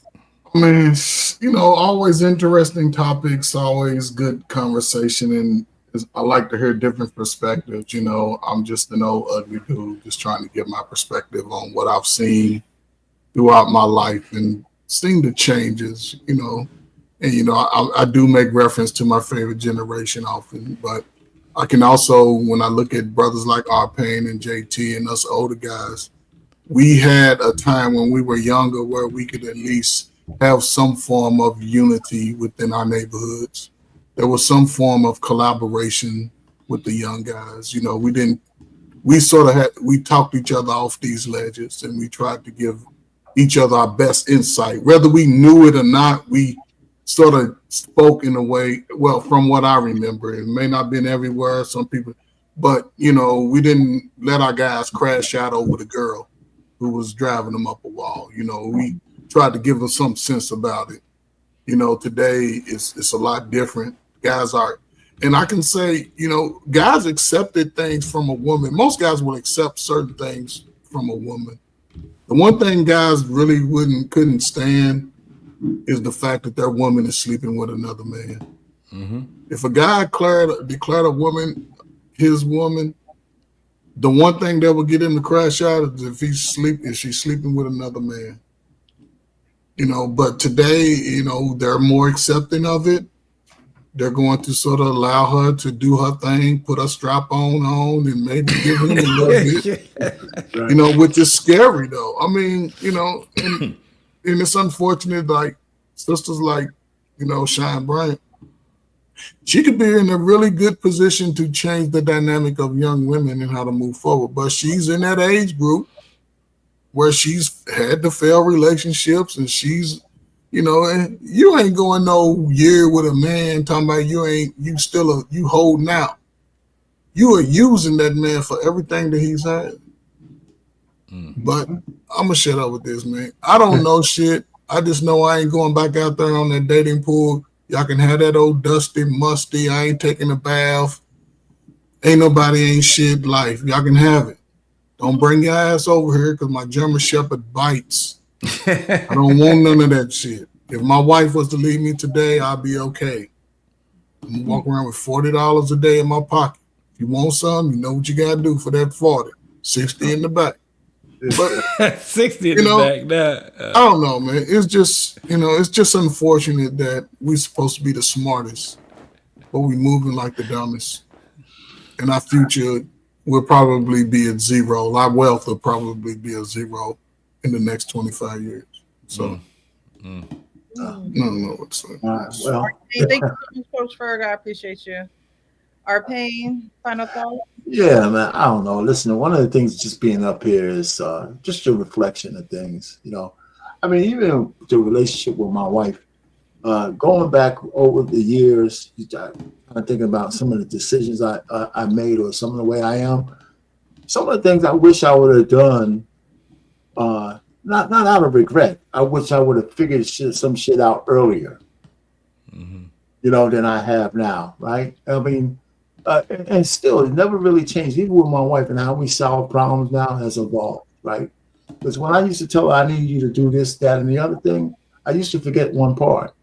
The part was, I need you to do this and that, but here's how you could do it. Here's some suggestions on how we could move to the next level. Here's where, and I just had a recent example of that. I said, just telling her to do something is not enough, but here's some possible solutions to that too, so she didn't have to figure it out.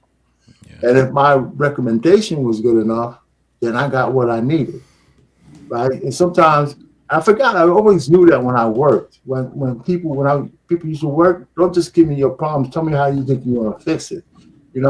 Shit, man, that shit would work. It works everywhere. So I mean, you start to think. So my reflection, I reflect on a lot of stuff. And the one thing that's really salacious, and that's short 7, and this is a different topic, but the short 7 maybe 8 years that from 17 to 26, when I was exploring the Royal Oats, man, I have more. Listen, not because there was 100 million different girls. I had so many different types of relationships that everything I hear is like nothing new under the sun. The baby mamas, I had a couple of them. I lived with a girl before. All this kind of stuff. My first experience was a good one, which I think was a great thing for me, right? Because it was good, right? So I didn't have no negative feelings about even getting broken into the situation of having sex. The girl who was a little older. So I learned stuff, and when we said that, the hate banging, I really never hate banged a chick. I never really did that. I gotta say, I never really did that. I know I had one where we teased each other, and then somehow fate had it, and things went on, and it was beautiful. But I liked all the girlfriends, all the girls I had sex with. I liked. I did, and I think that's weird, right? But I think that's weird. I mean, it's weird from the standpoint I took a little bit out of all of that kind of stuff. If my wife told me, hey, husband, all the men I had sex with, I learned something, I wouldn't take it the same way. I wouldn't take it the same way. You know what I'm saying? Live and learn. I mean, anyway, but the bottom line is, this is a good show. I mean, they help just help you reflect. When we talk about it with fellas everybody has their own point of view. Sometimes we disagree. Frank came out and said, "Yeah, I understand what Frank was, right? The kind of stuff he did in the neighborhood, maybe with the drugs and all that kind of stuff. I was around those guys. Some of my best friends were doing that. I avoided that. I avoided that one way or the other, and it was not because I was smarter. I went to Catholic school.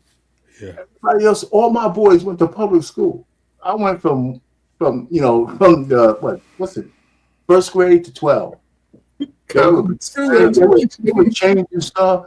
They were skipping school. I never did any of it. We hung out, but when they got into the dumb shit, I was gone. Yep.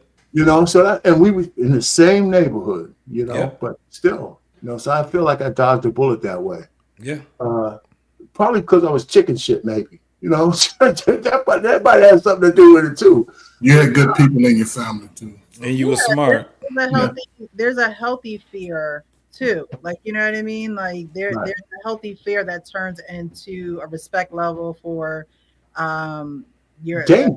authority that's over you. So Well, in danger. They used to go to the train yard at night in New York City to just paint on the damn, the graffiti, that era, right? I mean, the train yard, I mean, the third rail and all that shit. They out there painting around the third rail. I said, I'm not doing That's that. dangerous as hell, man. Dangerous like a motherfucker. I'm not doing that. Anyway, so I'm just kind of rambling, but these with my channel and all this stuff, we get a chance to talk about, put what you're thinking out there. Yeah. And you're not a broadcaster, you're not a professional at it and all that kind of stuff, but you get a chance to have a voice, and you get one or two people who actually want to hear what you have to say. Yeah. And whether they agree or disagree, it's really something different, so it's good, man. Just my retirement age is when you have to find something to do. This is not a bad thing to do. It's not. Now I got to figure out how to get monetized. All right, let's work on it, bro. Let's get you monetized. Ain't as hard Anyway, as you think. so I'm done. Yeah. Thank you, man. I appreciate Thank you, Precious, for letting me up. So I was looking forward to tonight. I was glad it's tonight instead of tomorrow. Yeah.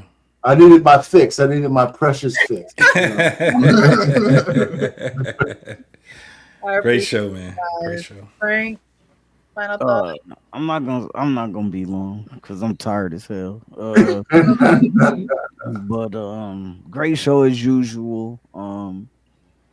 For everybody who was tapped in and tuned in, man, definitely hope that y'all got something out of it, because I always do, man. Whether it's on Wednesday or whether it's on Thursday, pretty privilege does exist, fellas. We just have to get to the, when you want to get to the root cause of something, what I'm saying? Yes, that woman is around because she looks good, and she has. And she can bring up those sexual things in conversation because it's gonna make a lot of men out there wonder what it is. And oh man, she look good. Look at those. Look at this, and that, what I'm saying. It's just gonna send people to her channel, to whatever she own, or looking her up online just to see what her body look like in person. That's it. And then. After that, man, listen, man, just character type of shit. What I'm saying. Moral compass, integrity, things like that. Those are all things that also make up your character. It's a lot of shit that we can do. It's a lot of pastors that was, drug dealers in the past. Yes, they're good people now. They was not when they were doing it. Just like I was not when I was doing it. There is some, so there is a lot of duality in everything we do. That's why the saying that two things can be right, two things can be true at the same time exists. And so, we just gotta, definitely be cautious and shit like that about what we say sometimes. But other than that, I'm good to go. You know what I'm saying? Love y'all, man. Great panel. If you like the vibe over here, make sure you like, comment, subscribe over here. You know what I'm saying? Because we gonna help Miss Precious grow as much as we possibly can, and we just here along the ride, man. So I appreciate it. Yeah. All right. Thank you guys again. And y'all know what I say all the time. Be real with yourself so you can be real with others. All right, guys. Now we know StreamYard. Look.